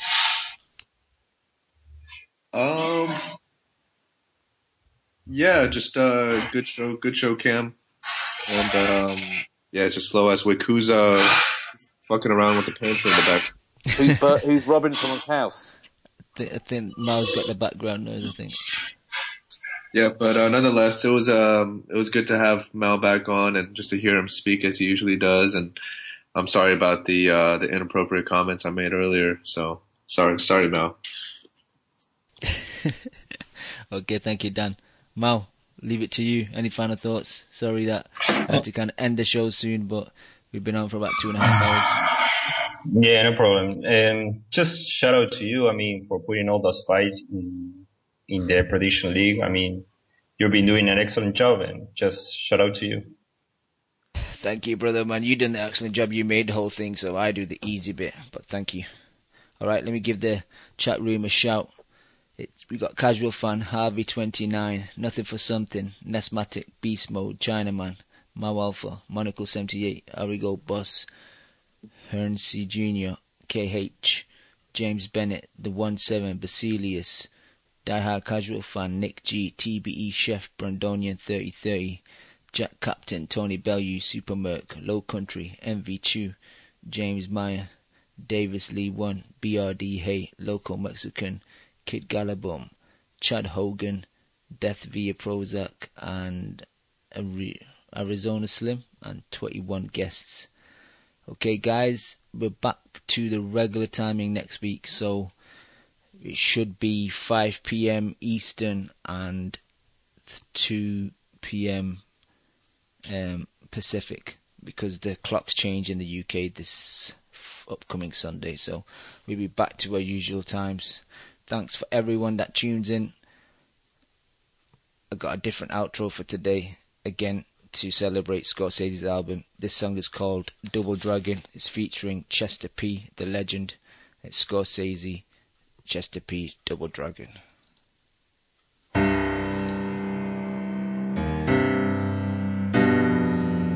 You just listened to the Boxing Coalition. Let me remind you of the sharpness if your mind's in the darkness. How I rhyme with the smartness of my timing is marvelous. You're a fake like Nostradamus. You lost your marbles. Fly in my fortress and get clawed by my gargoyles. I spit argan oil at the same temperature carbon boils. Half reptile, half marsupial cyborg. I go to war with a DARPA coil gun. Catch me chasing lizards at the annual royal hunt. If I double or triple, you're in trouble in a pickle. You're barking up the wrong tree. And when it comes to MCs, I always overeat like boxing in a onesie. Scores of Loxley, how dare you make a mockery? I got booby traps that shoot loom bands and crockery. Flip the street like Inception, real life Monopoly. I'm unemployable with no CV. I guess I should have planned ahead, headed for the land of the dead. Relying on my writing skills to hand me my bread. I should have chosen God's work, that's always win-win. But all of this confusion, where do I begin? Big up to Hackenbush for bringing all the people in. Snatch the keys off the king and pickpocket a couple decent rings. Scores of chess, more or less a string quartet. Overhaul of violins, joining forces with our evil twins. I'm from Nottingham like Robin Hood with 20 horses ready. Talk in the streets while the whole world's sleeping. It's chess and scores, these guillotines will behead you frauds. Leave you hollow like I'm Zorro with his dreaded sword. I invade the house of Vega for his metal claws. Fucking with this Cenobite, returning from the devil's jaws. The rebel cause, a suicide tsunami surfer, where the Sherpas make you vanish like your name was Shergar. From a realm that's way beyond the circle. A night breeding is feeding on the carcass of a dead berserker. Red alert at me and scores are like a double dragon. See me walking through the ends with my knuckles dragging through the rubble, bragging that it's nothing, just a bubble back 'em. Couple blows, couple toes, need a couple tackings. Rap assassin, I'm lurking in the thick of night, filling up my little pipe of undiluted kryptonite. Now all you superhero rap is not applicable. Welcome to this despicable pick of the bunch sticking you. Words of a mad professor, the works of the chest of chess. Verse of the very best for the man and his merry men. Watching these lesser gods get drowned in a heavy phlegm and then bound to a rotten cross and then sent to their buried friends. It never ends, the bitter wrath of centurions. I'm half homunculus, the other half Puritan. My name's synonymous with danger like I'm Jack the Ripper. Back in liquor till I'm sick enough to smack a vicar. Thank you for listening to the Boxing Coalition. We are live every Monday, 10 p.m. to 1 a.m. UK time, 5 p.m. to 8 p.m. Eastern.